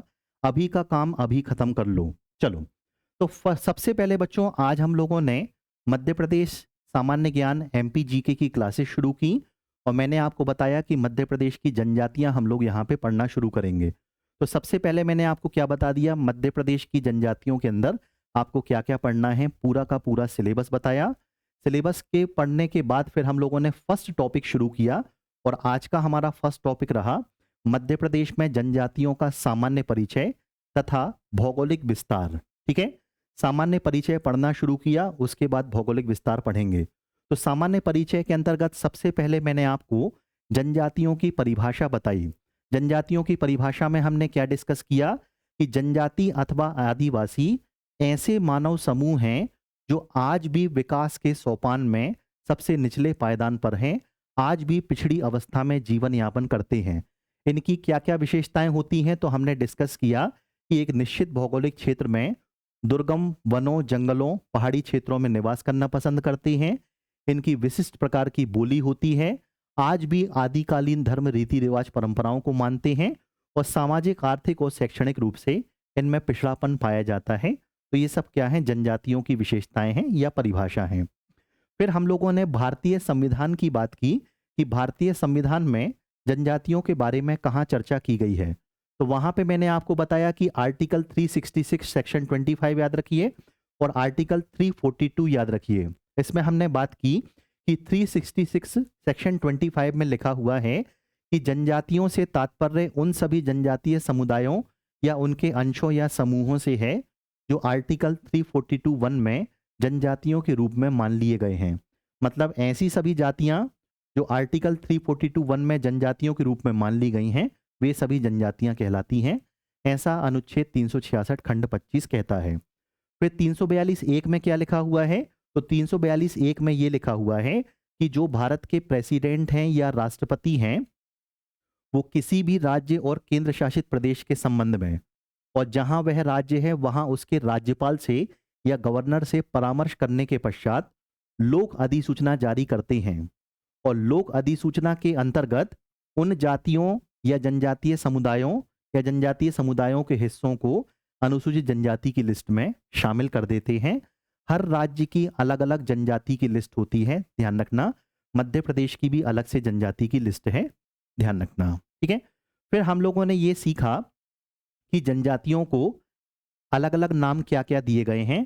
तो ठक्कर बापा और काका कालेलकर ने इनको आदिवासी कहा है, महात्मा गांधी ने गिरिजन कहा है, ग्रियर्सन ने पहाड़ी जनजाति कहा है, डॉक्टर गोविंद सदाशिव घुरिये ने पिछड़े हिंदू कहा है, दासेन दास ने विलीन मानवता कहा है और भारतीय संविधान में जनजातियों को अनुसूचित जनजाति कहकर पुकारा गया है। इसमें से मोस्ट इंपॉर्टेंट है ठक्कर बापा। ठक्कर बापा जो हैं, इन्होंने जनजातियों के कल्याण के लिए कई सारे कार्य किए हैं। इसी वजह से इनको क्या कहा जाता है, जनजातियों का पितृ पुरुष कहा जाता है और इन्होंने ही जनजातियों को पहली बार आदिवासी कहकर के पुकारा था। ये बात भी ध्यान रखना, ठीक है। इसके अलावा हम लोगों ने चंदा समिति के बारे में बात की। चंदा समिति 1960 में 1960 में बनाई गई थी और चंदा समिति ने क्या कहा था कि अनुसूचित जनजाति में यदि किसी जाति को शामिल करना है तो उस जाति में 5 बातें होना बहुत जरूरी है। भौगोलिक अलगाव, ज्योग्राफिकल आइसोलेशन, विशेष संस्कृति, डिस्टिंक्ट कल्चर, आदिम जाति के लक्षण, कैरेक्टरिस्टिक्स ऑफ प्रिमिटिव ट्राइब, पिछड़ापन मतलब बैकवर्डनेस होना चाहिए और शर्मीलापन या संकोची स्वभाव होना चाहिए। ये सारी बातें होना चाहिए, तब वो जाति जनजाति की लिस्ट में शामिल हो। ऐसा किसने कहा था, चंदा समिति ने कहा था, ध्यान रखना। फिर हम लोगों ने कुछ बुक्स के बारे में बात की, बैरियर एल्विन साहब के बारे में बात की। ये तो आपको समझ में आ ही गया होगा, इसमें जैसे समझने जैसा कुछ नहीं है, याद करने वाली चीज है ना। क्लियर। फिर हम लोगों ने ये सब बुक्स तो पढ़ ही ली थी, है ना, ये तो याद हो ही गई होंगी। फिर मैंने आपको बताया कि मध्य प्रदेश में कितनी ट्राइब्स हैं, तो याद रखिएगा एमपी में जनजातियों की जो लिस्ट आप देखोगे उसमें 46 अनुसूचित जनजातियां हुआ करती थी। 46 में से 3 जनजातियां ऐसी हैं जिन्हें लिस्ट में से बाहर किया गया है, कीर, मीना और पारधी। तो 46 में से 3 को यदि घटाओगे तो वर्तमान में कितनी अनुसूचित जनजातियां हैं? तो वर्तमान में हमारे मध्य प्रदेश में 43 अनुसूचित जनजातियां हैं। ये जो 43 अनुसूचित जनजातियां हैं ये कौन कौन सी हैं? तो उसमें हमने देखा, नाम याद किया है, आपके दिमाग में भी नाम होना चाहिए। अगरिया, आंध, बैगा, भैना, भारिया, भत्तरा। फिर भील, भीलमीना, भुंजिया, बियार या बियार, बिंजवार, बिरहुल, बिरहोर। ठीक। डामोर, डामरिया, धनवार, गदावा, गदवा। फिर गोंड, बाकी सब गोंडों के अंदर ही आते हैं ये सब, तो गोंड याद कर लो। फिर हलबा हलबी क्या? हलबा हलबी। कमार, कारकू, ये कारकू है, ध्यान रखना है ना, कारकू है। फिर कंवर, कंवर, कौर, चेरवा, राठिया, तंवर, छत्री, कंवर याद कर लो। फिर 21 पे है कीर, ये कौन से कीर हैं? भोपाल, सीहोर, रायसेन में रहने वाले कीर हैं, और इन्हें क्या किया गया है? लिस्ट में से बाहर किया गया है 8 जनवरी 2003 को, ध्यान रखना, इसलिए रेड पेन से शो किया है। फिर है खैरवार, कुंदर, खरिया, कांद, खांड, कंध।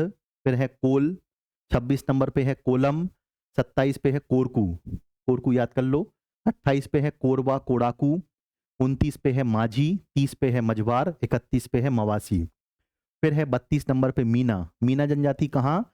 विदिशा जिले के सिरोंज सब डिवीजन में, और इसको भी क्या किया गया है? लिस्ट से बाहर किया गया है। कब? 8 जनवरी 2003 को, मीना जनजाति को। फिर है मुंडा, नगेसिया, नगासिया, उरांव। फिर है पनीका, 36 याद हो गई।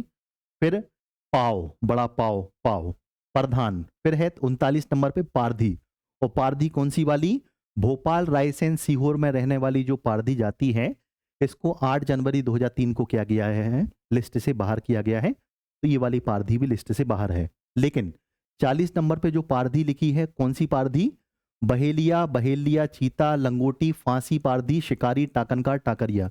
ये वाले जो पारधी हैं ये आज भी जनजातियों की लिस्ट में शामिल हैं। ये पारधी कहाँ निवास करते हैं? तो याद रखिएगा, छिंदवाड़ा, मंडला, डिंडोरी, सिवनी, बालाघाट की बैहर तहसील, बैतूल के बैतूल, भैंसदेही, शाहपुरा तहसील, जबलपुर जिले की पाटन तहसील तथा सिहोरा और मझौली विकासखंड, कटनी जिले की मुड़वारा, विजयराघवगढ़ तहसील, और बहुरीबंद, ढीमरखेड़ा विकासखंड, ये सब कटनी में है। नर्मदापुरम जिले की बावई, सुहागपुर, पिपरिया और बनखेड़ी तहसील तथा केसला विकासखंड, और जिला नरसिंहपुर और खंडवा जिले की हरसूद तहसील। यहां पर रहने वाली जो पारधी जनजाति है वो आज भी 40 नंबर पे जनजाति की लिस्ट में शामिल है। ठीक। फिर 41 नंबर पे है परजा, फिर है सहरिया, सऊता, सौता, फिर है सौर, फिर है सवर, सवरा, और लास्ट में है सौर, ये बिंदु वाला सौर है, ध्यान रखना। ठीक है। तो ये मध्य प्रदेश में क्या है? 46 क्या है? अनुसूचित जनजातियां हैं, ध्यान रखना। ठीक। तो कुल मिला के मैंने आपको बताया कि एमपी में कितनी शेड्यूल ट्राइब हुआ करती थी? 46 शेड्यूल ट्राइब हुआ करती थी। लेकिन क्या हुआ है? 8 जनवरी 2003 को, 8 जनवरी 2003 को क्या किया है हमने? कीर कीर, मीना, पारधी जनजातियों को लिस्ट से बाहर कर दिया। तो 46 में से 3 को हटा दो, तो वर्तमान में कितनी अनुसूचित जनजातियां हैं? 43 अनुसूचित जनजातियां हैं। और याद रखिएगा, जो ये 43 अनुसूचित जनजातियां हैं मध्य प्रदेश में, इसमें से 3 का नाम याद रखना। एक है बैगा, एक है सहरिया, और एक है भारिया। ये तीनों क्या हैं भैया? विशेष पिछड़ी जनजातियां हैं। ये प्रश्न भी बनता है कि पिछड़ी जनजातियां तो सारी होती हैं, लेकिन पिछड़ी में भी पिछड़ी कौन सी हैं? तो विशेष पिछड़ी जनजातियों में बैगा, सहरिया और भारिया का नाम आता है, ध्यान रखना। भारत सरकार के द्वारा इनको मध्य प्रदेश में विशेष पिछड़ी जनजाति घोषित किया गया है।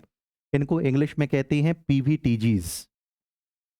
पीवीटीजीज मतलब पर्टिकुलरली वल्नरेबल ट्राइबल ग्रुप्स में कौन शामिल हैं? विशेष पिछड़ी जनजातियों में कौन शामिल है? बैगा, सहरिया और भारिया शामिल हैं, ध्यान रखना है। ठीक है। तो मुझे उम्मीद है कि यहां तक की जो बातें हैं ये आप लोगों को समझ में आ गई हैं। अब इसके बाद हमें क्या करना है?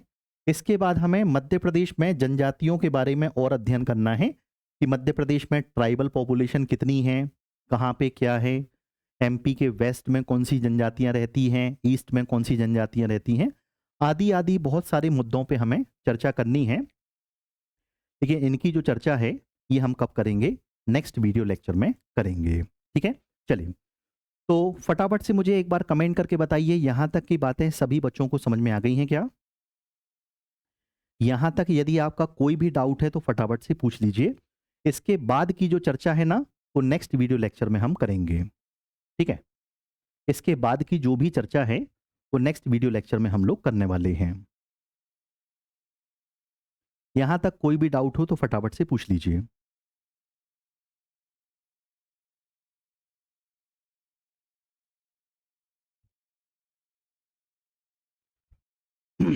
किताब से रिलेटेड, पढ़ाने से रिलेटेड, नोट्स से रिलेटेड कोई भी डाउट होगा तो हम यहाँ पे लेंगे आपके, है ना?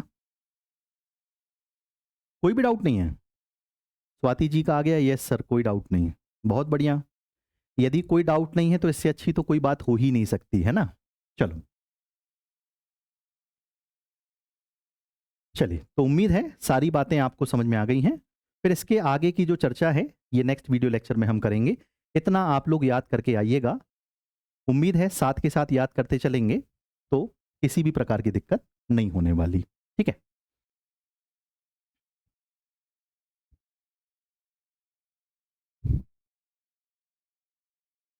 चलिए। तो अपना ख्याल रखिएगा, बढ़िया पढ़ाई करते रहिए, और निश्चित रूप से जितना मैं आपको पढ़ाता जा रहा हूं, यदि आप इतने के नोट्स बनाते जाएं या इसी पीडीएफ को डाउनलोड करके यदि आप पढ़ते जाएं, तो निश्चित रूप से आपको अदर किसी किताब को उठाने की ज़रूरत नहीं पड़ेगी। आपके लिए यही नोट्स पर्याप्त हो जाएंगे। तो आप लोग चाहें तो हैंड रिटन नोट्स बना सकते हैं, या तो फिर पीडीएफ के माध्यम से भी आप लोग पढ़ सकते हैं, जिसमें आपको सुविधा लगे। तो आज हम लोगों ने जनजातियों का पार्ट 1 कंप्लीट कर लिया है। नेक्स्ट वीडियो लेक्चर में हम जनजातियों का पार्ट 2, मतलब जहां पे मैंने आपको छोड़ा है उसी के आगे से कंटिन्यू करेंगे। जनजातियों का सामान्य परिचय, भौगोलिक विस्तार आदि को आगे कंटिन्यू करेंगे, विस्तार से पढ़ेंगे। तब तक के लिए इजाजत दीजिएगा। नमस्कार, जय हिंद, जय भारत।